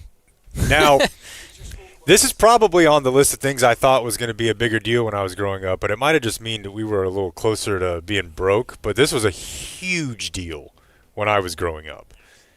Like, we're going to the mall, bro. Does this count for property taxes? I don't think so. Can I get out of that? I don't. But it's you get it from Friday to Sunday, and you just don't pay the 6 1/4 sales tax on. They say back to school essentials, but for me it meant it's shoe time. That's a back to school essential. Sort of. I mean, I would say pencil has a better chance of. So it's this weekend? Yeah. Is this different than the Amazon Prime weekend? I feel like Prime Day comes around about as often as the WNBA draft. Because that sucks me in. Like, I'm like, wow, Does really? it? Because it'll show me something I usually buy, like whatever, drink or something, and it'll be like, oh, wow, I actually can save like $8. And I'll order it even though I don't need it. They sucker me. Dude, I hate that I do. Because I do that, and then I go to the gas station, and while I'm there, I'm like, I'll just buy a bottle of water, which is $3. Which is as much as the 24-pack, yeah. And I say, any savings I got from these other little games I ran are right out the door. So why even try? Yeah. That's the message here on the Dumb Zone I today. I fed the family the other night for $15 at McDonald's due to deals and whatever. But then we wanted ice cream. Listen to this guy. Yeah, no. 4 people. The chains move. $15. when Blake's under Three. center. All right. 3 with Three and a half. kids. But then ice cream, $16. So yeah, you're right back to square one. You don't live near a Brahms, do you? No, I would, if I didn't, I would probably move. It's a value that they're just you don't even the ice cream. No, for I want to kids help. prices is crazy. I low. want to help the hole in the wall business that's making ice cream for the community. Oh, it ain't but like then they want Brahms $6 for a cup, and then you got to tip the 16-year-old back there. Oh. Or they'll spit in it. Hey, you should learn about Brahms. I think that's one you'd be really into on your journey of learning about companies and how they all work, like how Brahms is able to do it. It's in Oklahoma. They got like a farm. But there's probably a bunch of people in here that know all this. But I recently, what is it? The dairy cows. There's one herd. And it's the A whatever. Yeah, they've had this herd forever. Because I started buying my milk there. Because it's cheap and, get a little snack while I'm there. Dan, Hey, I got to interrupt real quick to answer an email. Where are we going to be in the stadium? I'll be on the mound, I think is what they call it. No, but I mean, this goes back to Listen, I'm about Henry to on social media just telling people come by Arlington and find us. 204. Section 204. All right. Let's put that out there, Henry.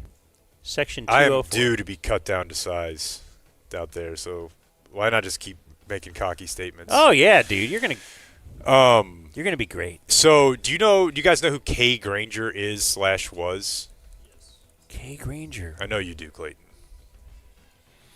She was a congressperson. Okay, I was thinking realty. No, she was in the House, the U.S. House. She was in from 97 to 2025. And she's from Greenville, but she grew up or lived near where I lived when I grew up. And there's an elementary school there named after her mom, I think. Her mom was Kay Granger Hutchinson? No, that's Kay Kay Bailey Bailey. Hutchinson, which is a different person but commonly confused. All right. Can I give you a random Ed Wallace story? I bet he had some. He would always do the Fort Worth car show that would come by, but he would never do the Dallas one because they held it at the Kay Bailey Hutchinson Center. Lib. And he said that he never wanted to say that he was inside Kay Bailey Hutchinson, so he would never do the Dallas car show. That's a good bit. There had to be It's an something awesome else bit. going on because there's a lot of car shows there. But so Kay Granger recently passed away. Oh. And I bring this up to you. She was like I don't know, like borderline real life Erin Brockovich. Like she, in her maybe 20s or early 30s, organized a bunch of people to protest like some zoning thing in Fort Worth. And they were like, you should run for office. And she was in Congress for the rest of her life. Like, so she was a community organizer, popular person. I brought this up to my mom the other day, who is, I guess, would it be 25-ish years younger? And immediately my mom went to the gossip of who she was hooking up with after she got divorced. Like, it was a relatively small town. And I'm thinking, my mom is so old, and this woman was in Congress for so long. Do you ever think of, like, when you're going to see somebody and stop thinking about what they did when they were, like, 15? Or when you were 15? Well, I mean, like when you're trying to, whatever, the guy in Maine or whatever, they're looking up stuff from when you were that age, right? And if you did something wrong, yeah, then but that's you're like I don't think you should run. Yeah, but that's like, unsavory thing. She was just like, I just remember when she divorced her husband and the rumors of who she was running around Okay, with. so it had nothing based in fact. No, and it wasn't illegal. It wasn't, And she was divorced. Right. It's like, I remember Whore. that. I'm like, no, seriously, I left there. I was just like, listen, I can't help you guys. You do it to yourselves, WNBA. Let's see here. Oh, Erath County, Blake. What do you got for me there? Not much. Nobody in here wants to help. This is not how you want to be found if you're an escaped inmate. By the canines. This dude escaped yesterday morning using he's in jail on a felony probation violation. So whatever, a bullshit charge. But so he's out for a day, and then, I mean, the cops posted a photo of this dude with it's the cop, the dog, and the guy just in shorts and no shirt. Like he's in the woods hiding, and the dog. The dog, I guess, is. You don't want to be caught with no shirt. They train the dogs on like the scent of the inmate's clothes. Piece of clothing, yeah. Yeah, so that's the. I've seen movies. Yeah, I guess that's true. I just don't really. I think of dogs only. I think of drugs and bombs before I think of humans. But, dude, you're out in the country and you get caught by some small town Texas deputy and his freaking German Shepherd. Like, seems unfair to use the dog. You know? Is there a chance the dog can find him and be like, "Hey, come get him"? Because I feel like every time the dog's payoff is he gets to violently attack the suspect. Should you carry dog treats if you are escaping prison? I like that. Yeah. I like where your head's at there. And let's see. I know I had one more that I wanted to do for sure. Oh, sorry. I was just watching President Bush's 9/11 pitch over here. How'd he do? Oh, you're watching other first pitches? I was watching this one in particular to see if I could get some of the. Oh, he nailed it, right? Absolute, piped it. Of course. Nothing but mid. I would think he's probably. Well, I guess his dad played baseball at Yale, right? I think the younger one played some level of baseball. Yeah. I thought it was the senior. Maybe it was the younger I'm thinking of. But, yeah, best baseball playing president? I'm going to just go with that Bush. Probably. One of the Bushes. Probably, but like back in the day, there was really only baseball, right? So you have to figure that some of it was... Yeah, like Howard Taft or something. Right. Did you ever go to Dion's mansion in Prosper? Drove by it. Was that when you guys were friends still? It was probably before I ever knew him. He had like these huge gates that said prime time on it. Yeah. And then it's like, people don't respect my privacy. Like, yeah. I remember when he built it. It was a big deal around here. Oh, yeah. Like he moved in 2014. It's been sold again. But when I see this house, I think it was on Cribs or something, right? Somewhere. Because he's on the golf cart. And he's got like the bling, like pimped out golf cart. And he's like driving it through his house. Through his house. Yeah, that's how big his. And it just like his closet is as big as my house. Yes. Yeah. How much this is it? accidentally run into $5.5 million. Actually, it sold at 4.9. It was listed at 5.5. He sold it, I think, for 4.5 back then. So, some appreciate it. But didn't this also market. accidentally run us into an accidental racism at like Ticket Stock or something? I said something over to the him closet. like, was it 50 Cent riding a Segway through Dion's closet? And it was, which is like remarkably close to the story that Dion is a part of. And he's like, I can't believe you would ever. It was like Floyd Mayweather. Yeah. It was just I got the wrong guy. And yes, he accused me of being racist. But, I couldn't totally deny it. True. 2-lane bowling alley, barbershop, pool, fitness center, theater room, indoor basketball court. Do you ever use any of that? 2-lane bowling alley. I would use that all the time. Mm-hmm. Like, I grew up wanting, like, a big arcade machine in my house. Yeah. And then maybe a pinball machine. I used to play this one all the time around college age. Theater of Magic. Look it up. Great pinball machine. And I even looked it up. Sounds like a pussy magnet. That's the thing. And then you realize, would I want a giant pinball machine sitting in here? Yeah. But I do still to this day say I would love a bowling alley in my house. I think that's one I would actually get use out of. You could see, like, doing it with your kids every day, right?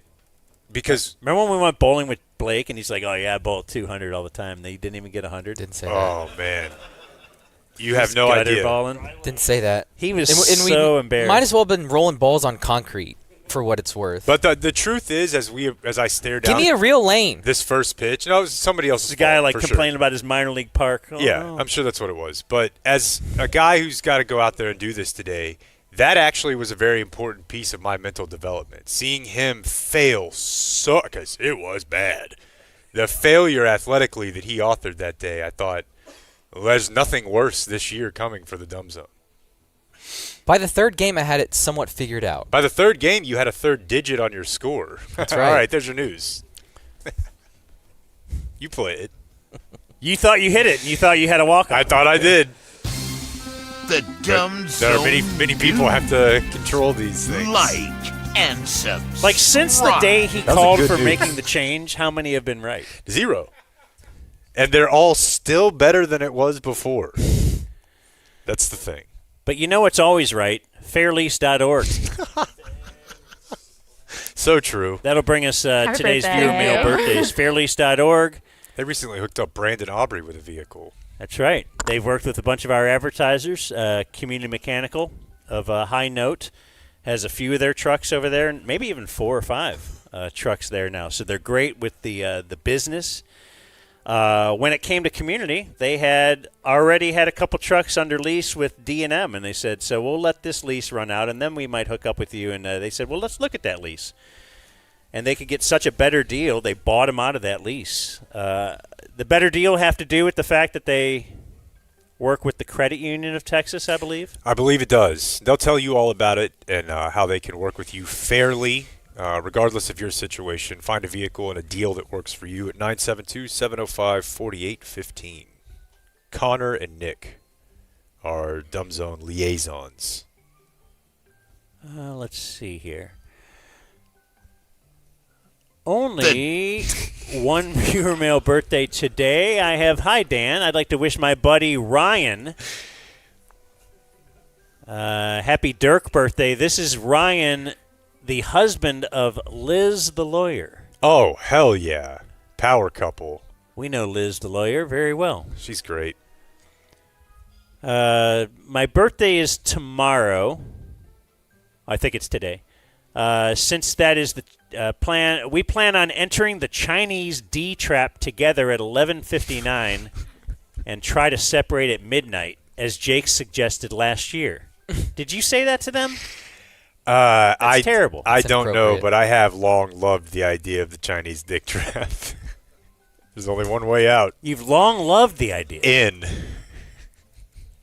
His leaders are the IJB Courage Boys, attorney-client privilege, yeah, Big Daddy Cody Campbell, and the future Thorpe Award winner, Texas Tech commit Gideon Gash. More, everyone, crank that hog on overdrive, establish the punt. This is from your Day 2 DF and founding member of the Dumb Zone Southeast Asian Fan Club, Thailand branch. Patat. Patat is from Thailand? It's so specific. I love it. All right. Flooring Direct DFW presents On This Day in History. Let me quickly tell you how to get in touch with Flooring Direct DFW, because they are greatness. We're getting new floors right now. I can promise you it's going to be easier to get in contact with Flooring Direct than it will be for me to get my mom into a baseball game today when you need an app to get in on for a ticket. Oh, no. Well, yeah, Flooring Direct is just the web. FlooringDirectDFW.com/DZ. Set up your free estimate today. An in-home visit, that's the whole bit. They will bring their visit in-home. They'll bring hundreds of samples with them if that's what you want. If you kind of got your idea, they'll deal with that as well. I deal with the great experience here in telling you they're very patient. They're very patient with my wife and her inability to just finally decide. But they got it all, man, and they got the 5-star installation package where they move your furniture, they treat it like their own, they put it back when they're done. You could right now get your whole project done for less than $100 a month. They've got the exclusive 36-month 0% free finance, all that kind of. But look, they're a company you want to deal with. Dan, the Flooring Direct man, is awesome. I've known him for 20 years, and they're great to deal with. So give them a call, maybe, 972-449-9457, or flooringdirectdfw.com/DZ. Excellent. We have Today in History. So it's Wednesday, August 5th. And everybody, did you know today is the birthday of Jake? Happy birthday to Jake. Thank you all so much. Throwing out the first pitch on his birthday, and I got you a little gift. I know you didn't want me to do this in front of everybody. You shouldn't have. But your presence is a presence enough. Here it is. It's your wallet. Oh, thank you. Where was it? At the den. He left it at my house. Oh. Texted me like late last night. Very the meekest text I've ever had from Jake. Hey. It was like, I don't want to be sending this right now, but I'm just going to say it. And I'm like, oh, what is this? I mean, I've relapsed. Is he gay? Yeah, is he in the bottle of a bottle? No, he's is my wallet over by my chair. Yeah. And then it was over by the chair. Huh? Still never lost. No losses. No L's over here on the wallet. No, but I made sure not to give it to you at the beginning of the show so that it would stay safe in my bag. Right. Because Jake would have been like, oh, thanks, dude, and thrown it over here. Yeah. Yeah, thank you. Happy birthday. Will you leave it on the mound? I'm playing the AirTag sound. Ding, ding, ding, ding, ding. All right, it's August 5th. This day in 1961, Six Flags opens. Official grand opening of Six Flags over Texas. They've probably been there a lot, or wherever did the Mounces leave? Oh, they might have. Dominic Robinson is immediately who I think of when I think of Six Flags now. I also think of TC because I heard him talking about the other day when you guys got back from Galveston. He went straight to Six Flags. I'm like, holy, what a baller, man. Like, no way.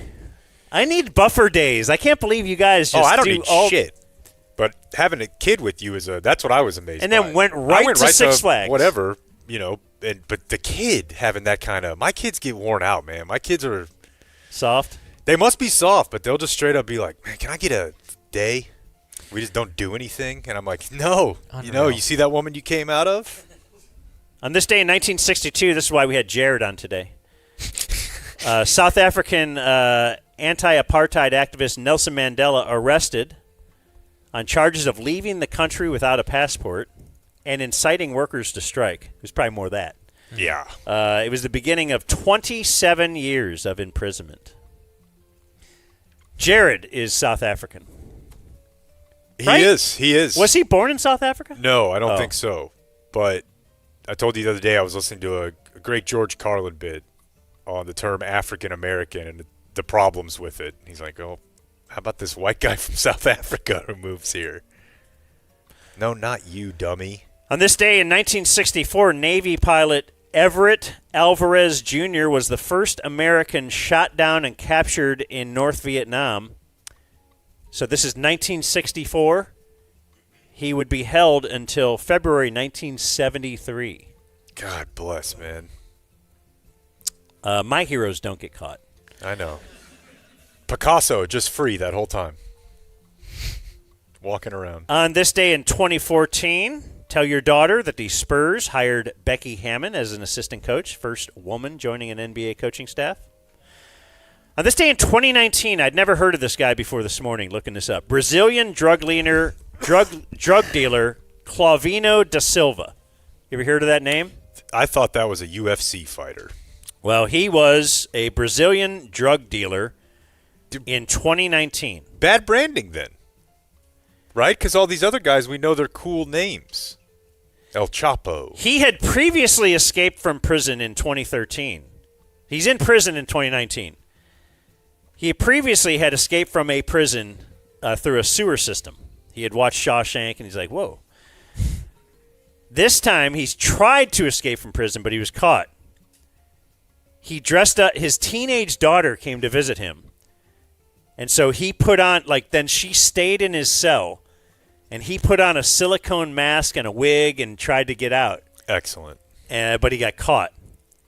2 days later, they're like, We found him. He hung himself. Oh. Do you think he actually did? Do you? No, I don't.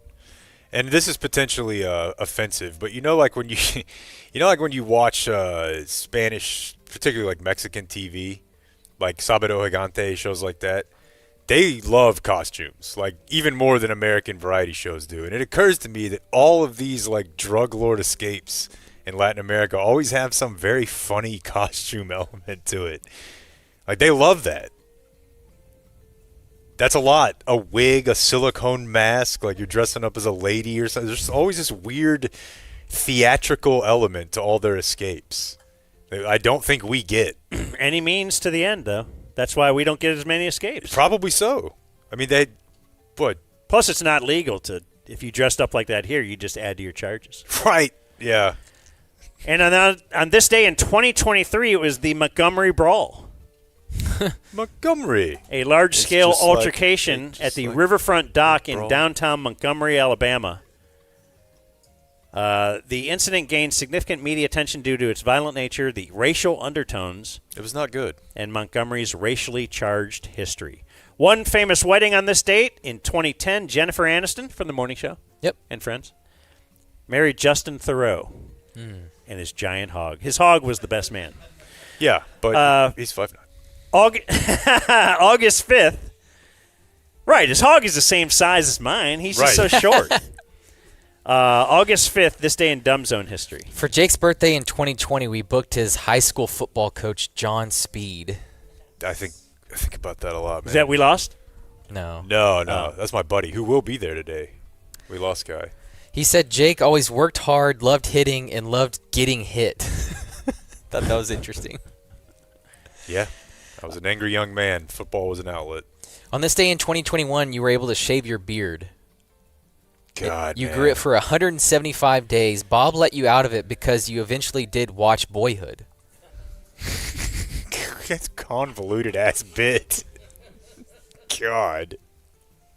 You also said on this day that you want to bring your tiny pants whenever you get fat. Oh, You yeah. always see the inverse. Yeah. Here are my big pants. How about a fat guy with small pants? Yeah, Look what that's I a used good to bit. look- I mean, that's how I was getting bigger. Okay, It's like Billy Bob from, right. Yeah. And then this day in 2024, we did a show from the RV. We were headed out to training camp. Now look at us. We got a sponsor and wow, a plane ride. Plumbing. Dan fell in love with the sandwich artist in Flagstaff. At Soroy's sandwich shop that he worked in college. Crystals, I think, right? She was great. That place is awesome. I wonder if she thinks about me, too. There's no doubt. Yeah. Waiting for you to walk through that door. Yeah. God, man, She's doing that on her show right now. I feel like they should. There should be a warning to all the gas station ladies and Vaughn's attendees. The old Big Macs coming to town. Not a warning, just so they can kind of get ready, spruce up, maybe lose a few pounds before I get there. Get the good perfume for the shift at Vaughn's. And then you played something on the show a couple years ago in 2024. Nora, your daughter, had begun like talking in ways where she was signing off on like a YouTube stream or something. This is the day that we got this. This is the day we played it. Here it is in full. Danke. Thank you for watching my video. Subscribe and type for my name if you want to watch more of my video. Bye. Danke. And now that's yeah. She'll hit you with a little German. Did a little thank you. danke, huh? Yeah. Danke. Now I think about I love that at the end of the show. Me too. I mean, and it's like anything else. If you guys said I hate it, we're moving it on, I wouldn't complain about it. But I like that it's there. It makes me feel good. The older she gets, the more you'll be sad about it, probably.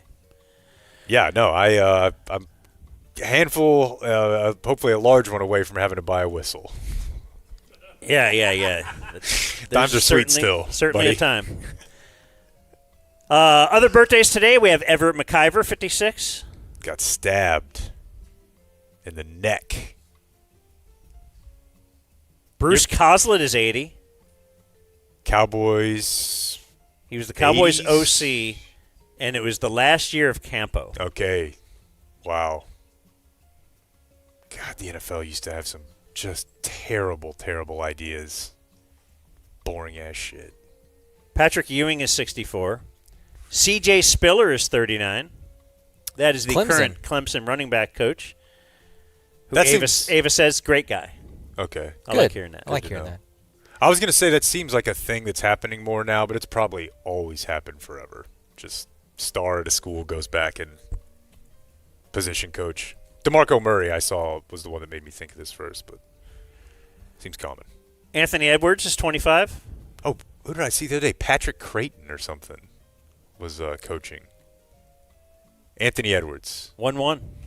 John Olerud is 58. Batting helmet in the field. Yeah.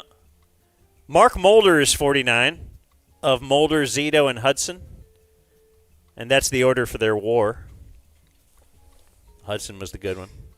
Carl Crawford is 45. Filmmaker James Gunn is 59. He used to be married to Jenna Fisher. You know what she was in? She's probably in a commercial about how she used to play Pam in The Office. Maureen McCormick is 70. That's Marcia from the Brady Bunch. You ever watch the Brady Bunch? No. Are you aware of the Brady Bunch? Yeah. What it is in pop culture? Am I missing out? I don't know. It's been some time. It's hornier than you remember. Oh, yeah? All those shows, to me, when I watch them, I'm like, God bless, man. But that actually goes all the way through. Like, if you watch How I Met Your Mother or Big Bang Theory, every 12 words they're hitting you with some sort of innuendo. More than you'd think, I think. And I'll give you Jonathan Silverman is 60 from Weekend at Bernie's. Is that Sarah Silverman's brother? No one really knows. And Reed Hoffman is 59. He is the founder of LinkedIn. You always tell me how great LinkedIn is, Jake. to make business connections. Wait, I don't even know how to respond. I know so little about it, I don't have a good response. Born on this day, now dead, Joseph Merrick. You may know him. They used to call him the Elephant Man. He was disfigured, and do you feel like that's the lowest of PC we've ever been in? When you just have a culture like, all right, you're the Elephant Man. Who's the guy that can't talk? All right, you're dummy. I think it probably is the low point because you had introduced commercialization. Like, the Elephant Man existed before, and people were like, ugh. We just couldn't make money off him? Right, but once you're like, how about we charge to laugh at you? To look at him. That's a different level. Dead on this day, still dead, you got Paul Brown. Alec Guinness, that was Obi-Wan Kenobi. And Chick Hearn, he was the Lakers play-by-play guy. Also Charlotte Ray. That was Mrs. Garrett on Different Strokes. Do you know what Different Strokes was? Yeah. Gary Coleman? That's right. What was his famous thing? What are you talking about, Willis? That's right. Yeah. There you go. And that's what happened on this day in history. Do you have time for some closing remarks brought to us by Factor Meals? You like some herb ricotta and beef ragu? You like salmon piccata? You like Parmesan cream shrimp and zucchini noodles? Those are just a few of the things that you can order at factormeals.com/dumbzone50off. Drop Beth is here. She's a Factor customer. School coming back. It's going to get hectic. It's going to get hairy. Factor, you don't have to go to the grocery store. You don't have to meal plan. You don't have to do anything, but put it in well, you have to have a functional microwave, which I hear Dan is possibly down. But no, we're good now. Okay, if you at least have a microwave, you're good with Factor. And you got a good deal at factormeals.com/dumbzone50off. Dumbzone50off will get you 50% off and one free breakfast item per box for a year while supplies last. That's code dumbzone50off. Factormeals.com. It's good food. Got me eating healthy. Well, these are your closing remarks. We're about to. I think I gotta go. We're about to step out. Yeah, we got to go. We're you going throw across it hard? the street. Please throw it hard. I don't know how hard is hard. Okay, I'm just getting by up here. Don't baby arm it and just like lob it in. I was not born throw it with the golden baseball touch. You don't like have the two to. of I you. just want some effort. There's effort, dude. I went through last night and this morning. How much more effort do you want? Don't lob it. I want. Please throw it.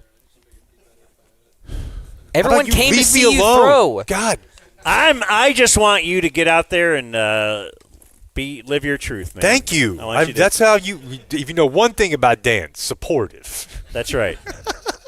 I want you to throw hard and leave something on the mound. And so it's 12:30 now. You got to rush over there, but for all of us, as long as we're there in the building by 1:20, we can watch Jake throw the first pitch. Per Rangers reporter Dave Raymond. A historic first pitch. And what section are we going to be in? 204. Okay. Look at all that information. That is a lot of information. And Thank a lot you of all love. so much. I appreciate you. Well, good luck, Jake. Yeah, good luck. And wait, let's hear this one more So I just time. stopped throwing. You mentally were like, I'm not throwing the Yeah, ball because I you don't- do it enough didn't- times and yeah. people laugh. Like every dude who would throw. Adios. That's awesome, but the truth Gotta is- go before this becomes a zoo. See you guys for drinks later. Thank you for watching my video. Subscribe and type for my name if you want to watch more of my videos.